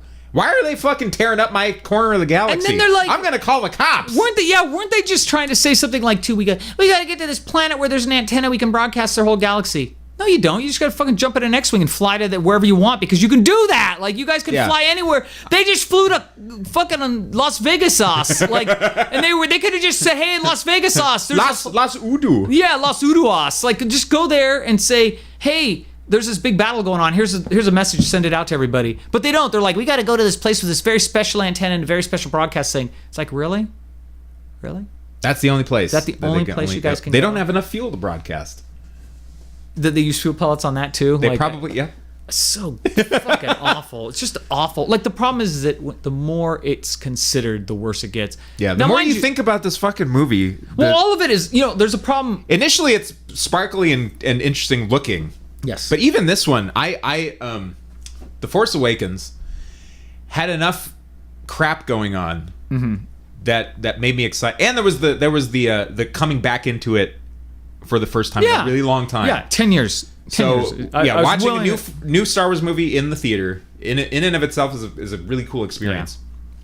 Yeah. That and the pace of the movie had me kind of like, okay, there was always something there to distract me. Right. And then afterward, you think about all the new Star Wars movies. I have never wanted to go back and watch again. I've never watched Force Awakens. Yeah, again. I've only seen them in the theater. Rogue One and Awakens. Yeah, only did not see. This was the first one out of the three new ones that we have where I was actively starting to dislike it. Yeah. Well, because it went on. It's there's a lot of really, really, really good stuff in there, but yes, there is. God, there's just so many things that, like, I go back and I've watched Empire a few times. I've watched a lot of movies I like a few times. Mm-hmm. But one thing that's nice is that a movie that you like, you tend to forgive the flaws, obviously, and sort of love the little nods they make within the movie to itself. Like, in other words, if there's a lot... It sounds like George Lucas. It's like poetry. It's like... Well, you know what I mean? Like, the movie I like, action movie I like a lot, we've talked about as the critic, of course, is Mission Impossible 5 Rogue Nation. Yeah, you watch that thing all the time. I've watched that movie, I think, about a good 150 times at this point. Because that's a newer movie. Newer movie. Yeah. But one thing is nice is there's everything in it relates back to itself. Now, it's all just one giant action sequence chained together, but they're always moving forward and always in their own stupid way. Yeah, they're always in their own stupid way making their own logic work. Yeah, there's a point to every step that movie takes. Yes. Like, the beginning of the movie, Tom Cruise is captured. His character Ethan is captured, and he gets away. This chick helps him get away, and I think I mentioned she says, "You better hurry now," because he's getting chased by these bad guys. She's like, "Look, I've broke you out of this thing. I've got to stay with these bad guys because I broke you out of this little jail. But if I leave with you, I'm going to expose the fact I was a double agent." So she says, "You better hurry now." Gets away. End of the movie. There's like everything's wrapping up. He's making up. Everybody's high-fiving, slapping each other's ass for the good job they did. And she hugs him and says, "You better hurry now." In other words, she echoes back to the fact that she knows they're separating and she's still going to have to go her own way. He's going to have to go his own way. And you're like, okay, I get it. Like, that's a cool, even if you don't know that or remember it, you kind of go, that's an appropriate line at both times.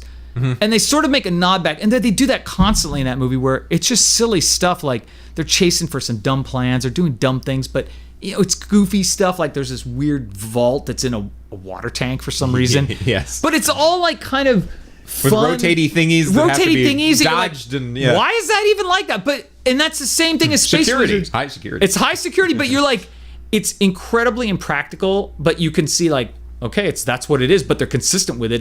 He's got to hold his breath, he's got to do his thing, and you're just like, all right, that's cool. Like, it's an awesome, weird, dumb thing to do. The logic of the movie sticks with itself. The logic of Star Wars doesn't a lot of times. Like, because you go, oh, how come they did this? I don't understand why they do these things. And again, everybody's like, right now somebody's all, but you don't understand. If you go and watch this one part, it explains it. It's like, no, it doesn't. If we were popular enough, they'd be doing that. Yeah, that's true. They're not going to be popular enough. You never know. Maybe this is it. Maybe the critic. This is our big break. This is our big break. The critic comes out. The critic, Matt and the critic. That's gonna be, the critic's going to have his way now. I got my own complaints. Look out. This is oh yeah. Oh yeah. That's it. Oh yeah. It's critic. When I watched it, I kept thinking, this is Star Wars or when you watch Star Wars. When I watched Star Okay. Wars, I just kept thinking, this isn't. I just see too many. I'm getting caught too much listening to sounds in space and complaining, and I realize this is not a good place to be. Like, I'm not, right. Yeah. I'm getting annoyed with. You're questioning. I'm questioning physics and. Well, I'm questioning the basic movie, and I'm questioning basic plot. I'm just going like, why doesn't Holdo explain what's going on? Everybody's like, well, Holdo knew that Poe Dameron was a bad guy. Well, then fucking shoot Poe Dameron and throw him out of an airlock. Like, he already pulled a gun on you. Like, why are you even giving him a second chance? Yeah. Like, why is he not He's in the a war brig? criminal now. Yeah, he's a war criminal. And now after all that's wrapped up, it's, Leia and her like, I like that guy. Me too. I like that guy. He's a rascal. Little space rascal. He's a space pirate rascal mutineer. Oh, I love him. He's good. Let's give him a Millennium Falcon of his own. Let's call it the When he wakes up after we stunned him to death. After we've stunned him. And same thing with like, Finn is trying to escape and he's all, it's like everybody just kind of forgets what they were doing because the next scene involves them. It's like, oh yeah, we'll pose in the next scene so we can't be. Oh my god, that whole he can't be in the that brig. whole 6.5 hour Las Vegas that was adventure. That was way too much. Amounted to nothing. No, our brave, daring heroes did nothing. Sought out on their own selfishly. Yes, endangered themselves and everyone else, and or at least, well, that's the thing is that you're never sure if it's what their motivations are really. Well, they don't have any. They have the motivation is what did the scene writers want us to do next? Like, that's it. Yeah. Effectively, all they did was get themselves caught. If I had a fucking mask, I'd put it on too. The thing that really drives me nuts. What do you mean? This is the way I am. Yeah, born this way. He came out that way. The next one, kids, is going to be the critic and the critic. It's just two guys. CC. Scene C. Two critics. Split off. Formed two unique individuals. But they need fuel. Yeah. You can only do this for 3 hours. That's so bad. We're going to need to find a planet so to broadcast bad. from. It's the worst. The thing that really drives me nuts about what everybody's saying is that this is not like Force Awakens in that it does not copy the original trilogy or any of the installments of the original trilogy, but it does. It does. The whole thing, the whole like 1 mile an hour chase through space that takes place over the whole thing is one really slow, crazy chase movie. Not crazy. It's the worst. Boring. So it's like Fury Road. If Fury Road was done on fucking scooters or something. It's Fury Road in space, except it's far worse and terribly paced.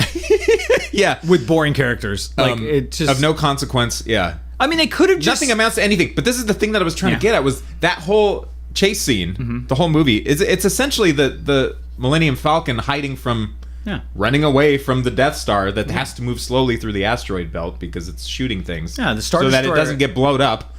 And that's what it is. It's with a little bit of Jedi thrown in. And like they even go to fucking Cloud City and meet a scoundrel. Yeah. To try to help them, and the scoundrel betrays them. That's It's the same Lando story. character. Yes, and I haven't heard anybody really saying this about A few it. people have. One guy said he said it felt like they combined. Yeah, and it's not that poorly. nobody's saying it, it's just I haven't heard it as loudly as Awakened. That's true. They poorly. Well, but you're seeing it in the reviews. The user reviews are incredibly low. They're like around 50% now. Yes. Last I saw it was like 50. Yeah, everyone, all of the people that are getting paid the big bucks are trying to gaslight everybody. Yeah, they're like, this is a 94 out of a billion. And this is kind of something that doesn't have anything to do with the film, but it's making it worse. Yeah.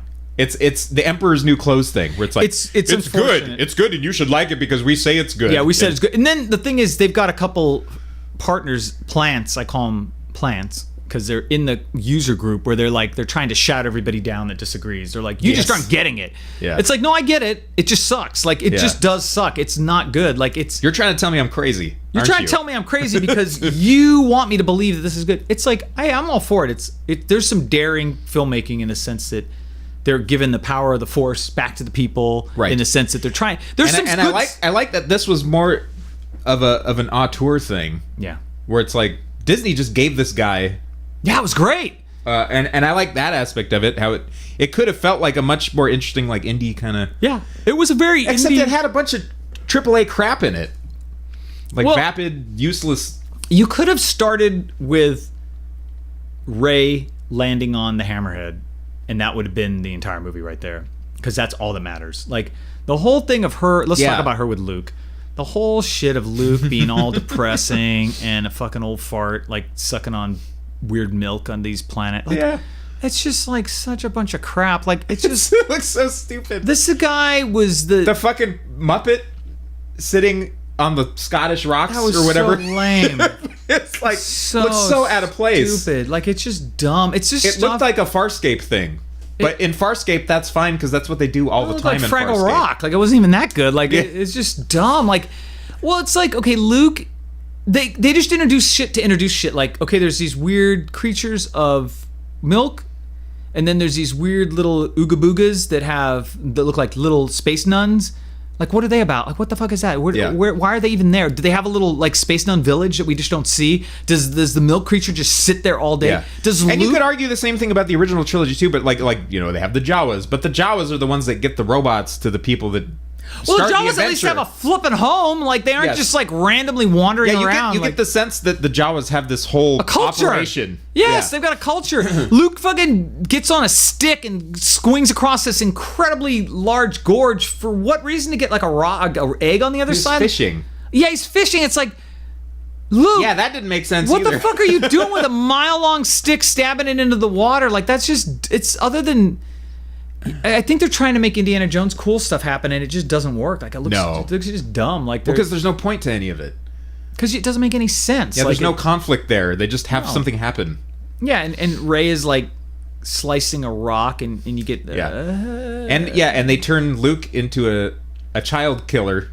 Yes, like his or an attempted child murderer. Yes, like his father. Yes, which is like why would Luke? And now he's a cowardly bum. Yeah, everything, hiding on a rock and everything that Luke has ever done up until this movie would lead you to not turn into this guy. And you can't just say, "Well, it's character development. We didn't see this. He's been there depressed." It's like, I get and show us a little more than just he's this way now. Like that's not character development to start with. Like he's just this way. Yeah. Like what made him be this way? Like why did he run away? Like well, Kylo Ren did that. Like did he? Like Kylo Ren all by himself in that one little scene. That was the whole turning point for Luke right there when he's. It's just dumb. It's just dumb all around. Like the more I think about it, the dumber it gets. It's just I can't wait till JJ Dumbrams does it. Then it's just gonna be like, oh god, another round. See, I feel like what's gonna happen now is there's two ways, clearly. One is the next director, J.J. Abrams, takes it and runs with it. and says, you know what, I'm gonna fucking run this ball right into the end zone. It's gonna be amazing. That's a possibility.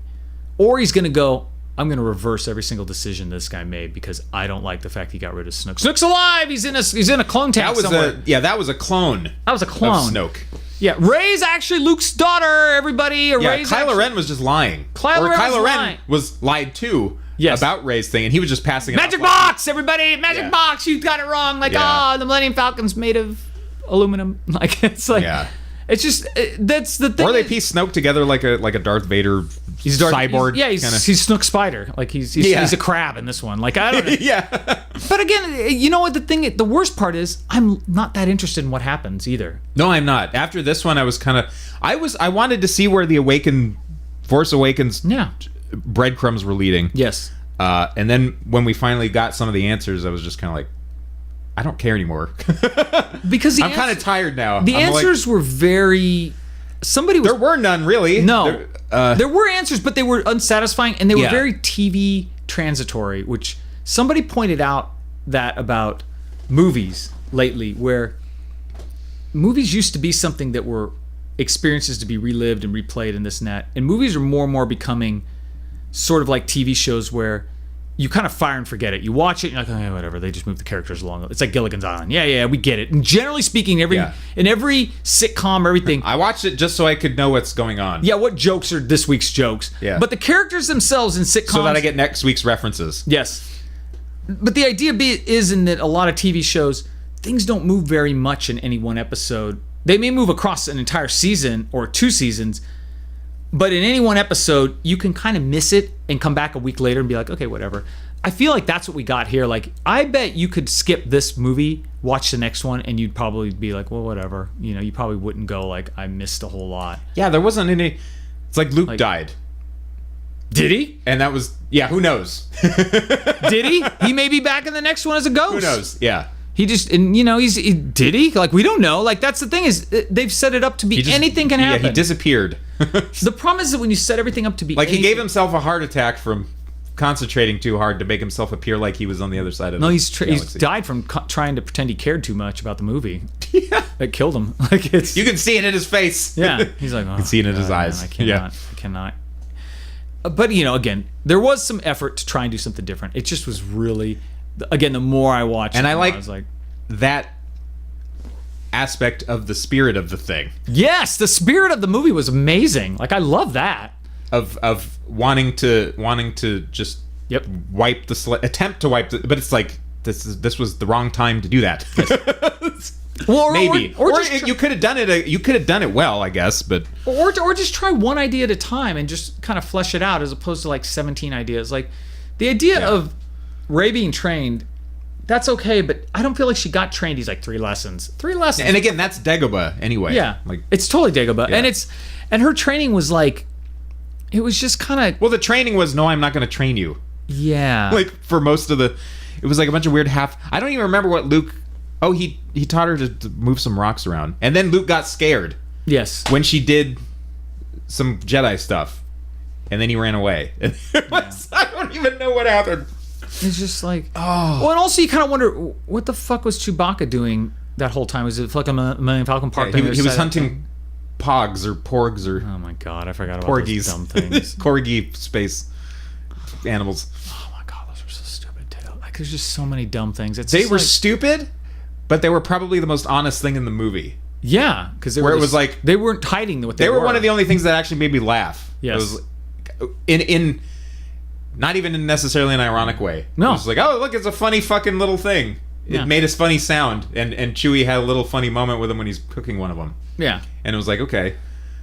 That by itself, if it wasn't stuck in this horrible film, would have been better. Yeah. Well, and also they had to have the scene where that's what I like. I like Chewie eating the baby animals. Yeah. And I like Snoke's throne room. Yeah. I did like at the end when there was a good moment where they're fighting in front of a giant space door on a planet for no reason. They're all lined up like a football game. I love how they as if they treat everything like there's a line of good on one side and a line of bad on the other, where if you were really attacking a base, like, you know, okay, here's let's just put this in perspective. A bunch of rebels are holed up in a mountainside. We've already seen that the Empire has near unlimited resources, or they built giant hammerhead ship. They don't have any problems with anything. The hammerhead ship was destroyed. I think we talked about this where, as the critic, we talked about like where, yeah, I'm the critic. So as we talked about like, now right before they go down to the salt planet with red salt, they are up in space, which looked cool. And they did this amazing sequence where Holdo rams her ship at light speed into the hammerhead ship. That looked neat. Yeah, and then of course begs the question, why don't they do that all the time? But then everybody's Right. like, you don't understand, the spaceships only have a limited like, fuck that shit. No, they would make they'd make X-wings with just C-3POs flying them and just ram them into whatever they could. Like, Yeah. You don't even need to have a giant ship. You could just ram thousands of lightspeed ships. Instead in of there. having ships, you just have lightspeed missiles. Yeah, lightspeed. Why not just? Why doesn't every planet have 1,000 lightspeed missile launchers that just fire them off into space whenever somebody gets near them? Okay, so they blow Holdo's ship, or they blow Hammerhead ship in half. I'm like, why didn't they just push that thing out of orbit and slam it down on the rebel base? That would have taken everything out. Like, why would they even land there? Why would they go down the? Yeah. Yeah, why would they even land?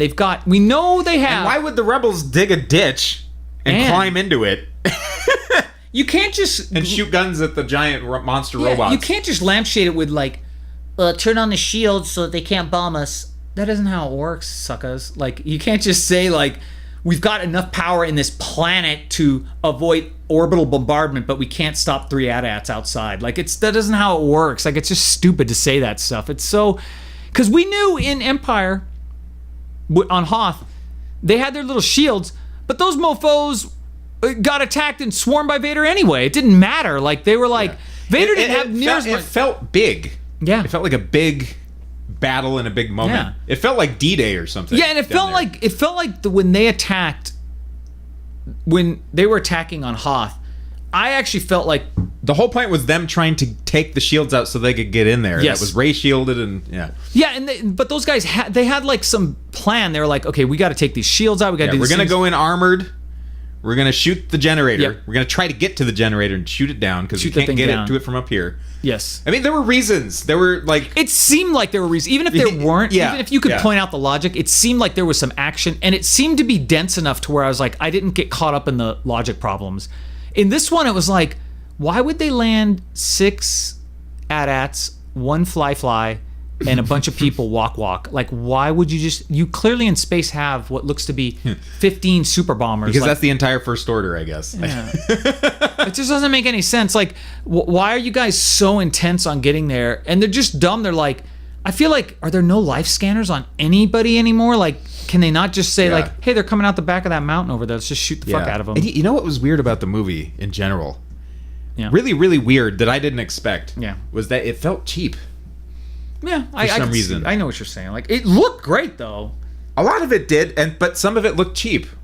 Some of it looked there wasn't enough. I don't know. Enough texture. I guess. I mean, you look at. I mean, again, like a good example is Hoth, like the Battle of Hoth, like that. There was shit all over the place. Yeah. You know, like there was like an armada like hovering around the planet. And there were like these little probes flying out all over the place, and Well, Hoth was dense with action. They had the Yes. snow speeders. They had the snow speeder fights. They had were like taking towers and like guys in trenches, Yeah. and But a lot was going on. Like, they had a situation there. Yeah, that the was- snow speeders went out and did their best, and everybody did their best. This one was like, hey, let's race out there with our go-karts that make no sense, so that we can scrape the ground and get a red smoky smoke. I don't even know what those things were supposed to do. They were go-karts. I don't know why they went out there. They were actually go-karts that made no sense. They were Yeah. just like, you know, And why? it was like, I think they have guns on them. I couldn't Can't tell though. Couldn't tell. Yeah. It didn't make any sense. Like, why? Nobody said like. It's just dumb that they're like, let's just have scrapey things so we can make some red lines in the CG graphics. Like, Right. I don't Yeah. care about Again, that. they wanted a visual. Yeah. It's Like somebody did a really awesome piece of concept art. Yeah. And they're like, let's have that. And the director Ryan Johnson was like, "Oh, these lines of red, they represent the ripping of the First Orders ripping into the whiteness of the purity of the thing." Shut up! It's stupid. It's just stupid. Like, it's just, you can't just symbolize everything. You just gotta have good action at some point. It just can't be It's like. got to be couched in a good story. Yeah, it's like, it's like, I felt like everything I was watching, I was just going like, oh god, but then you intersperse it with bits of where like Kylo Ren throws Hux against the wall when Hux is like, they're on the planet, and Hux is like, why don't we just go down? And he's like, throws him against the wall, like Kylo Ren's like, I'm gonna go down there and fight Luke.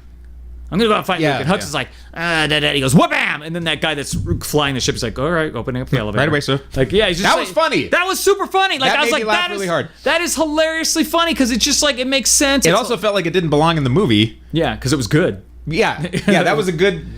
But that that's was a true. joke that landed like Yes. perfectly for me. That landed perfectly, and it was just it made sense. It was just the right level of humor and just the right thing. It was not like Yeah, there was a funny sort of situation that developed with Hux. Yeah, Hux just turned into a madman. Hux and Ren, like them. Yes. I want to watch the Odd Couples movie with them, Hux, having adventures in the galaxy.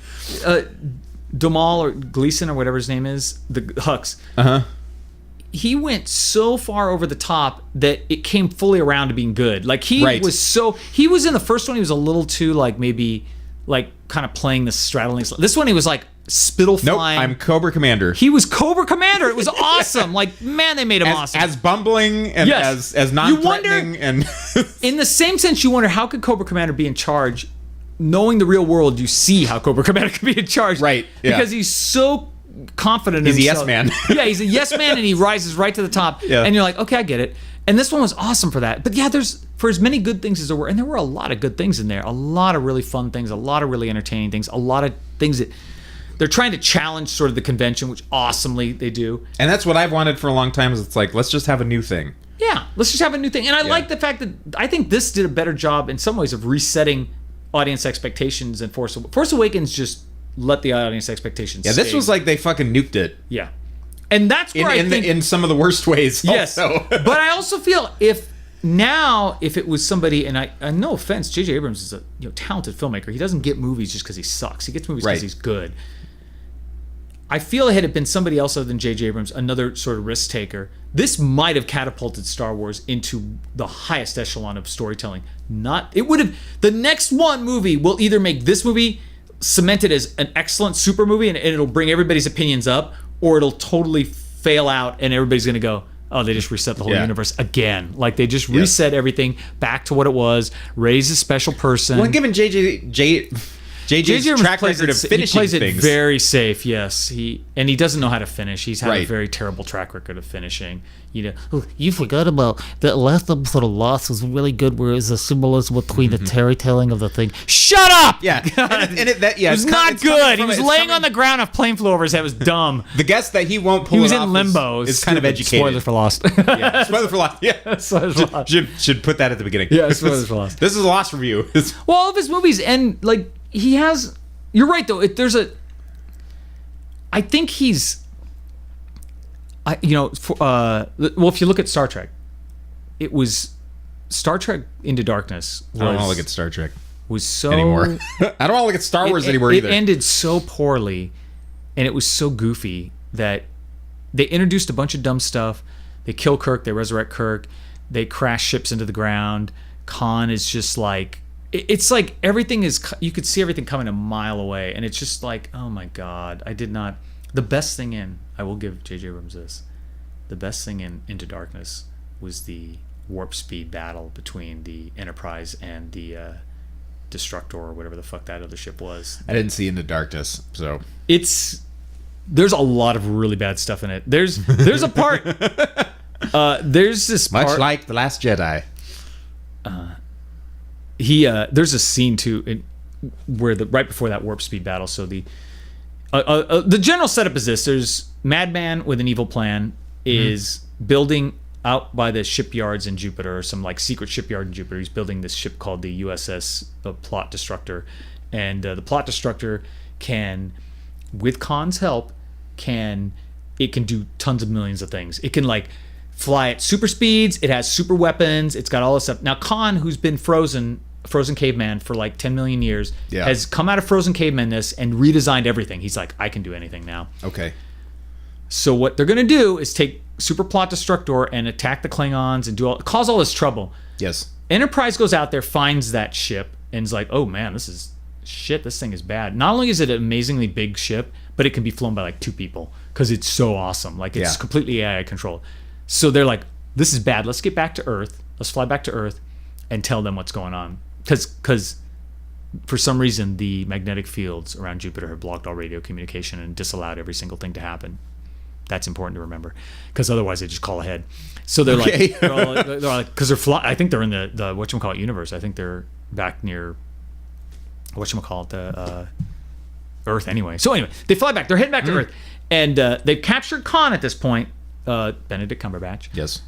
They're flying back Smaug. from. They're flying back from Kronos. Is that the Klingon homeworld? Yeah. Yeah, they're flying back from Kronos, I think. Anyway, they capture Khan, and they're like, and he's just sitting there in sickbay, and it's this awesome scene. I like this scene. He's sitting there, and he's like, they're scanning him, and the Bones is like, he goes, and this like chick is with Bones, and they're like, okay, Khan, what's up? And he's just like sitting there, and they're like, and the girl's like, I'm really worried about all this, blah blah blah blah. And Bones is like, don't worry, we're at warp, because nothing can catch us. And he goes, we'll get back to Earth, everything will be fine. And Khan is like, you think you're safe at warp? You're wrong. And then he looks at the woman, and she's like, oh my god. And, and then she runs through the entire Enterprise. Yes. Instead of using a comm badge, instead of calling anybody, Yeah. instead of personally teleporting, Instead of doing the things that have been established, she that we can do She in runs the through future. this like 20-minute running sequence of like fucking Crazy Town, gets to the bridge and is like, knocks over a waiter. yeah, knocks over a waiter, runs through like this wedding that was going on, and Yeah. like falls, like Crates of melons. lands on a catering cart, slides forward through a laundry room, and then she like tumbles out, like Takes out the roast turkey. yeah, like slides down a room like through the chicken pens, and they all fly out, and she like comes out the other Ruins side. a child's birthday party. Yeah, like there's a clown that was making balloons. Like whoa, Whoa! And it goes. Yeah. All the stuff goes out. She runs to a golf course and gets chased by guys on golf carts. Finally gets to the bridge, and then the Very complicated scene. yeah, complicated scene. She gets there and she's like, "Hey, we're gonna get attacked." And Kirk is like, "No, we're not. We're at warp. Like nobody can get us at warp. We're totally safe." You dummy. Yeah, and she's like, "No, he's got a super ship." And right then, you see the Kubla Khan super destructor come out and into warp with them. Like it's going as fast as they are. They might have figured something out in that time that it took her to get to. Yeah, you could have built a the ship in bridge. that time. Like they could have built the Kubla Khan destructor, and then they have it at warp battle, and it's funny because it's awesome because the Enterprise gets hit and it's like engine bay or engineering, and then it gets knocked out of the warp. And when it gets knocked out of warp, there's like kind of this, there's like the warp tunnel type effect. Yes. It hits the edge of the warp tunnel and gets blown out of it, and it's kind of phony baloney, like weird, like why would it be like that? But it looks awesome because the whole thing just goes. You see the Enterprise kind of tip, and it falls to the edge of this warp tunnel, and it just goes, and it gets blown out, and it lands near the moon, like our moon. Yes. But I was like, that was cool. It was just a great scene. Like it was really fun. But there's some stuff like that I was like, oh, this is pretty good. Yeah. But that's also the one that the Enterprise starts by being submerged in water under the ocean of this planet of Ooga Boogas. Yes. And I was like, The point is that J.J. Abrams is not all bad, but when he's bad, he's awful. Yes. And sometimes he can do a good thing. He can do a lot of good things, and he just has like this tendency though to, just for a cool scene, because he's like, I want the Enterprise underwater, and somebody's like, it's a spaceship, and he's like, so it can go in space, and they're like, that's not the same as going underwater. And he's like, it doesn't matter, it's got force fields, it can just do whatever it wants. It's like it's not the same. You don't understand, it's actually not the same at all. He's like, yeah, it is. This is Space Wizards. Who cares? Just go underwater. But it's not Space Wizards. It's JJ. not Space. Star Trek. It's Star Trek. It's not Space Wizards at all. Actually, those ships aren't made to go underwater at all. Period. And have you ever seen Futurama? Because Futurama addressed it, where he's like, their spaceship crashes into the water and starts going down, and they're like, "Oh my god, we're going down!" And it's like we've hit like 50 atmospheres or 100 atmospheres or something like that. And then Fry's like, "Professor, how many atmospheres can the ship take?" And he's like, "Well, it's a spaceship, so anywhere between 0 and 1." Yeah, It's like, because that's exactly what spaceships are. They're not submarines. The absence of They're the pressure. absence of pressure. And it's just stupid. It's like it makes sense. Like, why does 0 and 1. anywhere between 0 and 1? Like, that's such an awesome scene. It's like it just sums it up so well. Like it's such a. But that's the thing is, that's the kind of storytelling where you just go, you kind of throw everything out and say, well, there's sounds in space, so everything else is fair game too. And it's really not. Like, No, sound is a communication device for the audience. Well, same so thing. that your action has some punch. That's all it is. And I you know what else I put in that same category? Because we've been ranting a long time on this. You know what else I put in Yeah. that same category is artificial gravity on spaceships, because it's just it's convenient. Like, Yes. you can't. They figured it out somewhere. It's fine. Yeah, and even though you can argue, well, the amazing ability of anti-gravity is so incredibly amazing. If you think about yeah, what it's and the doing. funny thing too is when people get jostled yeah, in a You're- spaceship. That's, Yes. it's like whoa. yeah. You think Like, about shouldn't it also always relatively be like your what's funny the plane is that you're standing all on spaceships in space fly in the same horizontal plane, which Yes, doesn't make always, any sense right. ever. They never attack each other from weird angles, like yeah? which you think The like Millennium Falcon never comes in like sideways. And the yeah, guys over never. here and- They're like everybody's on a flat horizontal plane. But again, those are all. I think what you're saying. It's all storytelling devices. Yeah. It's we all get it, and we're like, okay, we're willing to forgive. It's so no one throws up in and the it's, audience. it's to keep the action, like you're saying, throw us up Yeah. and just organize. Like, okay, we got to have some. But yeah, beyond that, it's like the line rule when you're filming. yes, It's like always stay line on of this sight. side. Yeah. Yeah. If the guy looks to the left, the next scene should be shot to the right. Like, it just has to be that way. Yeah. So you can follow the action. That's it. Yeah. You can't like break those things. But the point is that Last Jedi takes a lot of that goodwill the audience gives a movie and says, I'm gonna push it. Like I'm Fuck you. Yeah, it's like and J.J. Abrams in his movies tends to do it too. His space movies, especially Star Trek. It's all fuck you. Look at me. There's a lot of fuck you, look at me. Yeah. It happens a lot in Star Trek Discovery because we haven't even got on that. We won't get on that right now. But that has a lot of that too, where they just sort of say, it doesn't matter what you thought. We're just going to do this. And they sort of throw Yeah, it all. I think it's rad. So you shut up. Well, they think of it like nobody's ever thought of it. Like Discovery has this real Yeah, problem. exactly. It's like there's a reason they didn't do this is because they Yeah. thought it was a dumb idea. Yeah, and they Somehow you think it's a good idea, and somehow someone gave you the green light to do this. So Yeah, like first of all, gas on spaceships. It seems like it's logical because that's probably what really does happen is they've got fuel on these things. some sort of crystals or The whatever. moment you introduce it, you've made it canon, and now everybody's going to be asking, well, how come they don't just run that ship out of gas? Who cares? Like, why do they even bother? It's like, yeah, why isn't everything just a war of attrition then? yeah, like it's Like all whoever about- has the most fuel automatically wins. yeah, most fuel should win in this world, like period. Yeah. And it makes the galaxy seem a lot. Like things like this weird radar planet, A lot with dumber antenna and more planet, boring. Yeah, it's like why is there an antenna planet that they Uh-huh. just go to? They have to broadcast. That doesn't make any sense. Like it just is. Now, shouldn't you have better tech on your newer updated ship than on the Why don't you rusty just- old weird thing? Yeah, why don't you just Bless you, critic. the critic? Critical sneeze. Why didn't they just light speed jump to some place where they knew those guys wouldn't follow easily, like where the Hammerhead ship would have troubles? Like, why wouldn't they just teleport to like a shipping planet or some place where there's space lanes where they like again? There's just a lot of questions where you just It go, wasn't in the script. yeah, it wasn't in the script. Yeah. Why are they out in the middle? Why did they do it this way? Why are they It in the was- boondocks because- anyway? Like because it that's- was in the script. Yeah, why are they in the boondocks anyway? It doesn't even make any sense. Like, Yeah. why would their first jump? Who be cares about this conflict ultimately? Yeah, who's involved besides It's like these 10 six ships? six ships hammering on two ships somewhere out there. Yeah, the galaxy is enormous. Why? It's like some weird little bar brawl, like out in the middle yeah. of. Like, why do I care about this group? And that's the problem is that you don't. And that's why I say it feels cheap. It Yeah. feels small and cheap. Like it feels like your brother is playing with GI Joes in the other room, and you don't care about it because it's your brother's GI Joes or whatever. I want to care about it though. I do. No, I did. I wanted to like this movie. I want to like all the Star Wars movies that I go see. Yes. And you know what? It's. Any movie that I go see, I'm rooting for it immediately. Initially, I'm like, let's go. But it's, you know what? There's a group though that loves it, so that's great.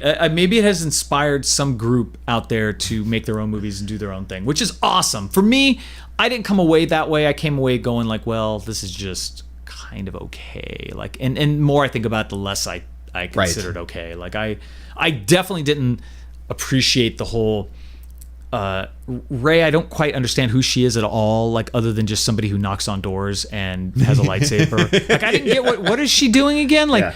That's the problem with all the characters. there's no in this character. movie. Like there's Yeah. no. I don't. At least Kylo Ren has the most, I think. Yes. Out of anybody else, He he's at acted least- his ass off in that movie. By the way, he was. Yeah, acting what? Oh my god, can we talk about some of the delivery in this fucking thing? Some of the lines Yeah. and some of the delivery of the lines and the performances and everything surrounding the lines in this movie, The Last Jedi, Yeah.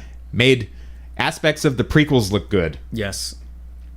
And I'm not like a 100% prequel hater either. Yes. There are things about the prequels that I enjoy. But I get really embarrassed. Like when I have to watch like baby Anakin do stuff, or like the fucking sand conversation, and Attack of the Clones and shit. Anytime Anakin says anything, really, I start to sink in my seat, and I'm like, the delivery is bad and the acting's bad. There are parts in The Last Jedi that either match it or maybe exceed a little the badness of that shit. like, oh my god, like when we're talking about her releasing the wild Now horse it's worth thing. it. Now it's Now worth it's it. worth it. There's shit like that in there, like, and they're talking about Why? hope and love, and in the middle of a combat situation, it's just there's stuff in it that's just like just- Ellie, purple Ellie hair lady in the spaceship. Yeah. She was horrible too. Her acting was just bad. Well, I think A lot of the performances but she were was just like, given really tough stuff to work with, and I mean, I give her some. yeah, I don't. Yeah. The prequels too. The prequels, like, Yeah. the writing in those were terrible, and the directing was terrible. So of course the acting is going to be bad because it's like because they have nothing to go. They have nowhere to go. Like, Yes, there's no. It's not a knock on the actors. Yeah, it's more a knock on like what on the would- writing and the direction. Like, why would Holdo not tell them about that? Why would Leia, it? Why? And if I'm just talking about like raw line delivery. Some of it in this movie was just like, oh my god. Did Did they really say it like that? Why did they honestly, say that? And why is it like that? you know Why who does I- it make me feel like I like walked in on a horrible situation somewhere that I like should ignore? I can honestly see why Carrie Fisher hasn't been, rest in peace, Carrie Fisher. But I can honestly see why she has not been in many movies at all. Because while she may be entertaining to do in an interview, Right. Because she's kind of sassy. Sure. She's got her dog. Well, it Flabbo. sounds like she's probably would be a nightmare to work with anyway. Like she's just She seems like she's really. people love her because she's nuts. Yes, every time. That's the thing. When you see somebody talk about Carrie Fisher, the resulting conversation is she's so wacky. She just says whatever she wants, and it's great. It's like, okay, that doesn't mean she's a good actress. That just means she's a comedian. Like, and that's great. It's awesome. But put her in a comedy movie or put her in a situation. I watched her interviews for Return of the Jedi, Force Awakens, and I was like, she's super funny. Like, she was just hilarious. Like, she'd say these hilarious And things. she says whatever she wants. Yeah, it's great. Put then her in front on a stand-up stage or Yeah. something and just let her riff. Exactly. And then I watched Last Jedi, and her line delivery and everything she did was just so like weird frozen grandma delivery. And I'm like, why is she saying it like that? Like, Yeah. yeah, She every time she had a line, she pulled me out of the Yeah. movie-going experience. yeah, she had Her and about 100 other elements Yes. in there. well, and also the Poe like rebellion where he's like effectively The pulls rebellion against the rebellion. Yes, he pulls a gun on Holdo and is like, I'm taking over. my It's God. like he effectively mutineers right there on the spot. In any other movie, that gets normally people shot. Like, it doesn't get you, a commendation later about how scoundrelly you are. Like, Yeah. But the resistance rebellion Yes. is so nice and warm and cuddly and all about love and friendship that they only use stun weapons on each other yes, in those situations. yes, that's true. And also, Which also deflates any of the conflict Yeah. that could have potentially had. yeah, it's Or like the element of danger. yes. Like, Well, they always we're think, just gonna tase each other.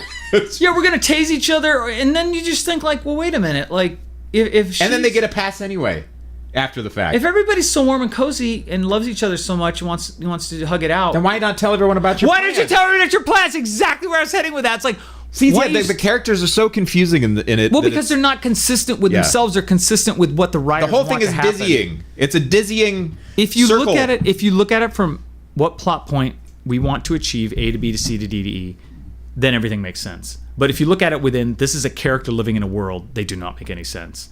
If you just think, we want to get to an end where we hug it out and have Yeah. this Death Star cannon. We want Snoke to die. Yes. We want the rebels to be holed up in a. We want to have a scene where a light speed ramming happens. We want to have Yeah. escaping with crystal doggies. We want to have like Rey picking up rocks. They just had a checklist of stuff.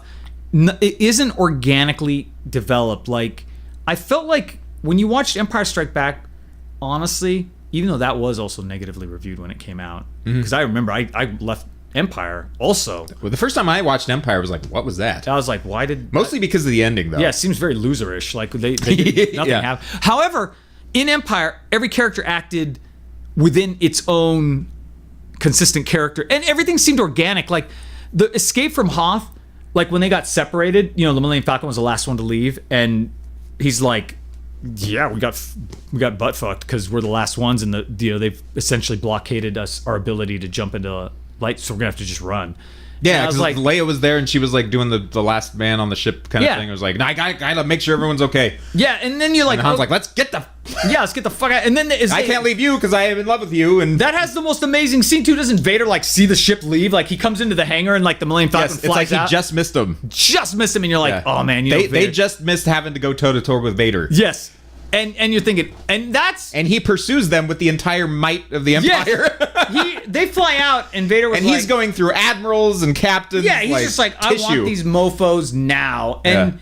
but you get the feeling like when Vader shows up in that hangar and leaves. And that's the thing too. Like their resources are so vast. Yes. That he can just like throw people away like Yeah, a he doesn't 14-year-old care. does with tissue paper, like doesn't Kleenex care. on Pornhub. He's like, just give me those guys. And what's awesome is there's another perfect example of they prelude it and then they pay it off in an awesome way.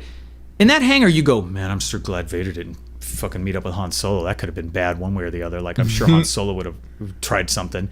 And then later he meets him in Cloud City, and you realize, holy shit, Vader is Yeah. a lot tougher than Han these Solo guys. immediately starts shooting at the bad guy. Which he should. Yes. The first thing he should. And Vader's so badass, it's like, there. Yeah, he's just like, you can. We'd be honored if you join us. Can you imagine the conversation Vader must have had right before they came in? They're like, well, they're going to be bringing, this Calrissian character is going to be bringing in this scoundrel and Chewbacca, these two wanted criminals, basically. Yeah. And Vader's like, yeah, okay, who cares? And Yeah, he's like, and they're like, well, shouldn't we be out here? Shouldn't all the stormtroopers be out and Boba Fett be out with drawn guns? He's like, no. He goes, I got this. Man, he goes, you kidding? I'm like the fucking, do you see me? I goes, if I can't take care of these clowns, I shouldn't be in charge. And so like they walk in and he's eating eggs or something. I don't even understand how he's eating anything. He's got like a plate of food there. But he comes in, he stands up like, hey, everybody welcome. And they just starts getting shot at. He's like, whatever. He's just like, sit down. I just want Luke. You guys. Yeah, he's like, you guys are nothing to me. Like, and you just think, fuck, man, that guy's diesel. Like, he's really tough. But it was very. Well, there's a point to it. Like, There's a point because he's got a plan. Vader's trying to smoke Luke out the Yes! whole time. So he's like, you know what? I could exploit this situation. And Yes. I could actually use my bad guy brain. And then later, doesn't he fight Luke in the little carbonite chamber? Right. Yeah, he's trying to get him in there. But he even flips the switch. all too easy. Yeah. He's like. And then you don't see because it's Vader's not looking, and Luke goes. Broop. Yes. He jumps up. Yeah, and it he's was hanging awesome. on the pipes. It was and the, so ridiculous. Yeah, Like, and Vader's like, he thinks he's in there. He's like, he's like, what? he's like, All God too damn it, easy. whatever. Oh, so good. Impressive. So good. But yeah, all that stuff. It again, maybe looking back, had they released that movie now and put Last Jedi then, we'd be reversing it. I don't know. I do feel knows? like it does seem like for then that just hit right with me. But I was much younger when Yeah, so was I. I would have been 12 or 13 when, if it was 80, And I was 12. younger than. I was like 9 or something when I watched all those movies. Yeah. So you had the advantage. I feel like I First envy, one I watched, I was like freaking like 5 or something. I envy somebody born in the 80s. But then I just kept watching them over and over and over they're again, so forever and good. ever. I really envy somebody born in the 80s or even the 90s or even 2000s that was able to watch the New Hope, Empire, and Return all one after the other, because when they came out, it seemed like it was about a 75-year wait between each one, and they seemed to. You're just like, Approximately. oh my god, Yeah. like the wait between Empire and Return. There was actually That would have been torture it was torture for me It was to wait. That It was for me. It was like, okay, next Saturday we'll go back Yeah. to Video Vault and It was a rent 3-year and wait. rent Jedi if they have it. Yeah, it was a 3-year wait, and I remember there was talk after Empire that there might not be another one. Even though Empire blew the box office records out, there was talk, like I think even George Lucas was saying, I don't want to make any more. Like he didn't really mean it, but he sort of said, no. Well, even in Jedi, you could kind of start to see the wackiness Yeah. start to set in. Yeah, he's just It's like a big weird party yeah, in it's space. like, okay, let's do this. And I do remember it was a long wait, and everybody was just like, "Oh my god, how could?" It was Revenge of the Jedi for a long time, then it was Yes. Return. But I thought they were like, how are they gonna wrap this shit up, man? He wanted fucking what's his name? Twin Peaks. Kyle MacLachlan. No. Oh God, Lost Highways of David Lynch? Yes, he wanted him to direct. And there's that really funny interview. with David Lynch, right? Yes, where he makes George Lucas sound like an insane person. Yeah, David Lynch. Yeah, David Lynch. is that's making a funny. That is a hilarious. So that's where that could have gone. I feel like we kind of got a David Lynch with Last Jedi. Yeah, a Ryan little Johnson. bit. Ryan Johnson did a little bit of a David Lynch, and that's fine. Like again, there's nothing I think if you like Last Jedi, that's totally fine. I hate Last Jedi enough where I think it might be interesting to watch it again. Yeah, I will probably watch it again just to like. I don't hate it. It's just, oh man. It just didn't. You know what it is? It didn't have the Star Wars for me. The Star Wars magic, and that's fine. Like it just wasn't. No. And Awakens tricked me into thinking it did. Yes, I feel like. Well, J.J. Abrams did a better job in that of using given. Well, it was very surface, but the surface was like insanely sparkly. Yes. And there was the surface was covered in X-wings and TIE fighters, and I felt like they were having fun. And stormtroopers. I did feel like they had fun in that. Like, it was like they jumped into a giant Star Wars toy box, and they were like, "Hey, look, there's stormtroopers in here, and there's fucking giant cheese wedge spaceships. Let's use these." I wish there'd been a little more of the stuff like when Rey and Finn were in the Millennium Falcon, trying to escape from the TIE fighters. I thought that was pure Star Wars, where they were just having a lot of fun. You know, I was able to set aside the fact that, okay, Rey's never flown a ship, or at least as we've ever understand. And they're escaping, basically, Jakku, another desert planet, to get into space where, thankfully, Han Solo just happens to be hanging out. Like by himself on a giant freighter thing. Yeah, just thankfully. He and a Wookiee are manning. Yes. With a fucking monster. With giant Cthulhu monsters in it. But, you know, it's like that they just abandoned. Yeah, well, that's all. That was all like throwaway stuff, but that's all J.J. Abrams stuff. It's like throwaway stuff. It's just like at least it looked neat. Kind of. It wasn't the Cthulhu monster looked kind of dumb, but I feel like the throwaway stuff in there in Empire Strikes Back, and we talked about this when you see the bounty hunter, Murder's Row. Yeah, you want a movie about each one of those guys. Yeah, I want to see Bosk. I want to see IG-88. You want to see all those guys. Didn't know what the fuck they were called. Yeah, then of course. But you're like, but now you do because they're so amazing. But I feel like everything that's throwaway and all that shit is just like random crap in the prop department. Yeah, they're just like, let's fucking use this. There's some Sesame Street leftovers. Why don't we just put feathers on this guy and we're done? Like it's a Big Bird costume that didn't work. Like we'll put a World War I gas mask on this guy and he's fine. He's totally good. But that's the thing is, I wish I felt that way about all this stuff. Like I see things like, you know, the bomber crews and things. I don't want to buy. It's so try hard is the problem. I think they're trying really hard to get to that lightning in a bottle stuff, and it's I didn't want. Maybe it can't be done. I don't want to buy a not bomber. In this context anyway. No, I don't want to buy a bomber set. I don't want to buy a little. I don't want to buy the stupid salt speeders. I don't really care. I don't want action figures of the weird little lizard nun people on. I don't want dog crystal. Island. I don't want cat horse. I don't care about that. Like I'm just like I don't whatever. want a porg. Well, maybe I want a porg. Porgs are cute. Have you seen the giant porgs? I don't know where you can get them, but people have like 6 foot tall porgs. They're so enormously huge, and they're so ridiculously enormously huge. It is pretty hilarious. Like I could see people getting excited about that. Yeah. But yeah, it's just like, hey, it'll be interesting to see what happens next. I will say that leaving that movie, I was not interested. No. I will watch the next one. Ultimately, I didn't like it. I didn't like the movie, even while I was watching it, which was. I feel like I was so biased. The Force Awakens, I was like, this is okay. Yeah. I'm on. There's some turbulence, but I'm here. Last Jedi kept reeling me in a little, and then going, nope. Yeah. Yeah. It just, again, high production values. Story was a little thin at points. Yeah, at times. And it had a lot of things that didn't. The payoffs weren't. Not only were they not what I expected, but they just weren't satisfying with what I was hoping. So much of it felt like a weird sci-fi movie or something. Like the I think you said Farscape was a pretty good. I think Farscape sums it up where it just and I liked Farscape. Yeah, and also I think a lot of times you feel the sense of a disjointed narrative where different writers are handling a through thread. You know, they're saying like, okay, here's the plot. We need to get people. You know, it's like what is it? The Whispers game where like J.J. Abrams started it and said, "Here's where we're leaving off," and you just said, "Here's my dangling plot threads." You know, you write the next page. You write the next page, and then Ryan Johnson. Don't look at my page though. Yeah. He goes, it's secret. Yeah, Ryan Johnson was like, well, "What are you hoping happens with Snook here?" He's like, "I don't care. Just do whatever you want with him." He's like, "Okay, kill him."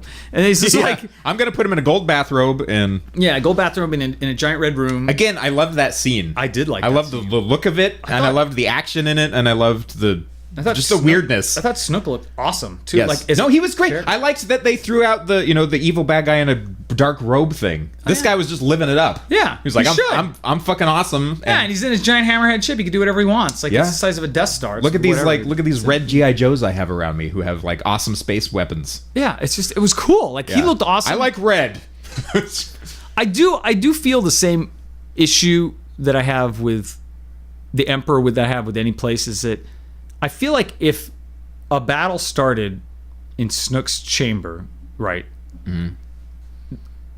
Yeah, the alarms would have been going off. And I know that ship is maybe not the size of a huge planet, but it does have a lot of people on it. yeah, it's And like I feel huge shopping mall. Yeah, and I feel like everybody is working for the same guy. Like if somebody said, "Hey, there's a fight going on in Snook's chamber," they'd Yeah, be the just like, CEO's in the boardroom. there's somebody just goes, I don't know, just Security. gas the thing out to the space. Who cares? Like they're just Yeah. like, oh, Snook is dead. We'll just open the airlocks to the space. It's just kill everybody in that room. Yeah, Who kill cares? the people that killed whatever's him in there. and- Yeah, just, Yeah. they're like, well, what about the red guard of the Lego sets that we're gonna make? He's like, who cares? Just blow them out. It doesn't Yeah, matter. We got or when the fight initially broke out, it's like yeah, just fire all the stun grenades in there. Drop Yeah. 10,000 stun grenades. Yeah. Like, just do whatever. which Like, I did like how Kylo Ren killed him too.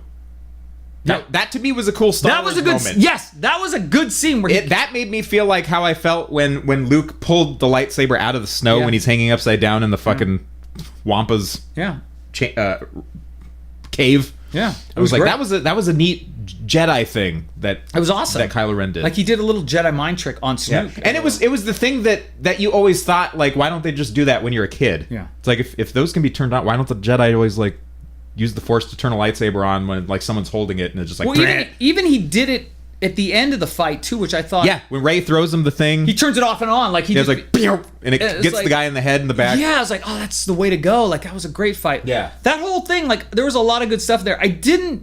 I really feel.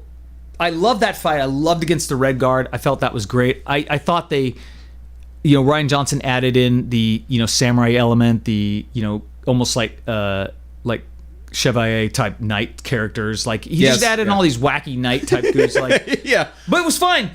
They It was very Flash Gordon. It was like they were doing battle in Ming the Merciless's chamber. but it's still. I really wish they'd have just been almost. And I know this is just me talking old school, but I liked in Return of the Jedi, and even Vader. He had those red guards that were just Uh-huh. like these goofies that were like. yeah, they had spears or something. Yeah, and you're just like, I don't know who those guys are, but I feel like if they get the signal to move, they don't ask any questions because they're like, They're immediately like yeah. The only reason robots. anybody activates us for anything is to kill everything in the room, and that's the only reason we get called. Like they don't even ask questions. yeah, They're they just only like, all they have is an on and an off switch. yeah, like if somebody says go, they don't even ask who or why. They're just like whatever's in vision dies. Like, and I just felt like those guys. I always felt the guys in red standing around Vader. Now I don't know. I mean, Snook, I'd assume they were the same level. They were all Vader level characters, but I felt they were like Vader's in training. Like they all had to be at least nearly as Yeah. because you Well, they- can't be Vader's bodyguard They're all without being hanging out good. around the Emperor, like Yeah, like the Emperor's not gonna have these weak ass dudes. yeah. around You him. felt like they were like one step below Vader or something. Yes. Yeah, barely once. Right. Like Vader Yeah. probably fights one a day just to keep himself sharp. Like, Yeah, but he those- can maybe take 2 or 3 out, but then the other 4 will get him. yes, like, but then I felt like when Rey and Kylo Ren were fighting all those guys, I'm like, okay, Rey is a Yeah, fighter. they were- She's as good as Kylo Ren, who's clearly a trained character, and I'm like, all right, again, I'm not going to get into old Mary Sue shit. I was just like, well, okay, she's good. She's Though really I think good. she's Mary. She's totally Mary. She's Sue. totally Mary Sue. I don't think there's any debate. No, she is. She is a vehicle for the writers to Yes. jerk off with. Well, and to get things moving, like they don't have to train her, they don't have to tell her how to. She doesn't have to learn anything. She can just do everything. Like she Yes. can understand Wookiee. She can fly the Millennium Falcon. She can understand droid. She can do whatever she needs. She can rebuild anything. She can Do fly. Jedi mind tricks. She can. Yeah, she's fully versed in all the Force. And Yeah, it's Leia just, hugs her over Chewie. Oh, when yeah, Han Leia dies doesn't and care about Rey doesn't know who fucking Han is or Nope. any of that shit. she's no, but she All of a sudden, she's the adopted daughter of Han Yes. Solo, and yeah, she can do whatever the she inheritor of the Jedi culture and the wants. Maybe that's why Luke wanted everything to die. He's like, okay, I don't like all this. Like, where's this going? right. Yeah, But again, it was all the ideas. There were some really great ideas. Some of the execution I didn't personally like a whole lot. Like I came away going, I just don't. Do you know what it was for me? It was missing some of the just basic fun of the Han Solo level fun that I felt was in all of the yeah. movies. Too much of this was more preachy than the fucking last one. Yes. With the love conquers and the Yeah, the like- releasing the animals. I don't That care now about it's the worth animals. it. Yeah, now it's worth it. Now Like, it's like, what are you this guys is talking about? like, what is this? Like, what are you doing here? Go have your space adventure. What is this? Yeah, like, The I don't, fucking- why are you ramming like he was just about to? Why save are we taking everybody? 5 minutes out of the out of the Why crazy did she knock him out of the way of the beam that he was going to destroy? Yeah, who she could have killed both of them together at the same time. Yeah, she's like, we won't win by killing anything. Oh, but they're going to win by killing us. Right. Oh, let me kiss you. I guess. But what if Luke wasn't there? Whatever. Like, again, it's just... And the dice, Luke bringing the dice down across with his holographic image or his mind image or whatever. All those themes work if you're willing to forgive basic plot errors. You're okay with it. But if you're not, like, you just sort of go... You just get more upset. Yeah, you get more and more upset. You get more like the critic. Yeah, more like the critic who didn't like that damn movie. The critic rides again. All right, the critic's done ranting. He's good. All too easy. All too easy to rant about. All right, I'm done ranting. Yeah. But that was a good one. Thank you for joining us. Yeah. Are we... Yeah, I think we're wrapping up here. Is there anything you want to say for Tim? Hold on. Hold on. Wait a minute. I hear somebody at the door. What is this? A revolt? Like a... Anybody can just... Anybody can get in here. Oh my god. What the hell? I mean, as long as we have the... As long as they're knocking, I guess it's fine. And they ask permission. Oh, hey. Hi, everybody. Where did you get off I've been out for a little while. I was going to get I was going to the bathroom. That was a while. Yeah, it was quite a while, wasn't it? Did you? I saw the critic on the way cross paths with the masked. Nah, he's really in a bad mood, but he's in a better mood now. Like, I think he got it out of his system. He said he got it out of his system, so he's doing better. I'm going to drink my drink now. I wouldn't. That's got. Has it got critic germs in it? It's got cooties. Oh no, critic cooties. I don't. Who knows where that mask has been? I think I was watching the feed. I don't think critic drank out of this. Yeah, probably smells. But anyway, hey. We're about to wrap up. Yep. Big Giant Head. I think it's number 11. Number 11. Yeah. I don't know if it's a podcast anymore. It's a show. No, it's a show now. It's a damn show. We've definitely gone into show. We got characters. We got everything. Everything's There's here, something folks. for everybody. something or nobody for nothing. Nobody for nothing at the Big Giant Head podcast. Nobody for nothing. Yeah. What do you want to say before closing? You want to direct people to your Twitter? Or I'd say, first of all, thank you for listening if you even got this far. But definitely. That was a feat of itself. That was a feat in itself. You can go to...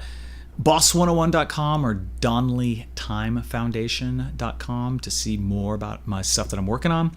Basically, we'll have our Steam store for the Zasmo arcade pack, ZAP, which is the acronym for it. Zasmo arcade pack, I like it. Yeah, we got ZAP. We got lucky on that one. Prepare to get zapped. Prepare to get zapped. Get zapped. Get zapped. Get zapped. Get zapped. So that'll be announced officially on this show, but you'll see it. The store should go up hopefully this week, which means you can wishlist it on Steam. But we'll have that announcement too coming up this week. And their Twitter's, perfect. Yeah, our Twitter's Donnelly Time, DONLEY Time. So, yeah, I'll have all that junk in the channel description. Yeah, buy Boss 101 too. Yeah, please do buy on Boss Steam. 101. It's on Steam right now. It's on.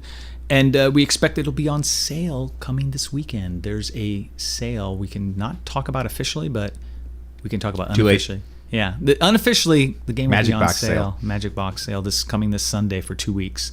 It'll be 10% off, and we cannot tell you where, but it may rhyme with Bumblefundle. Oh, okay, yeah. So who knows what that is?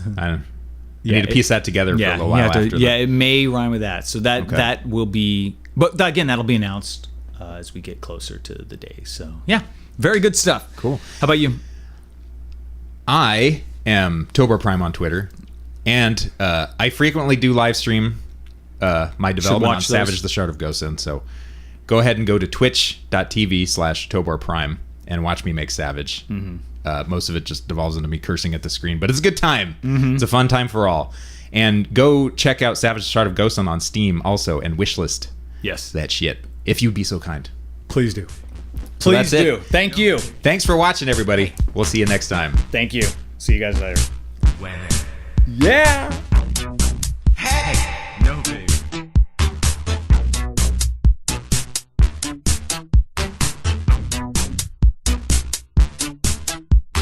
Hey. No, baby.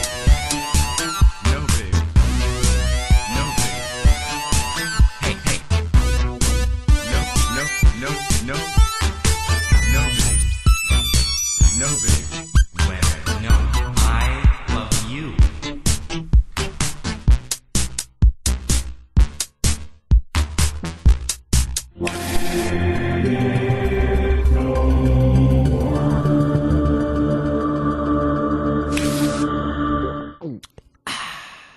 Everything is nice and professionally prepared.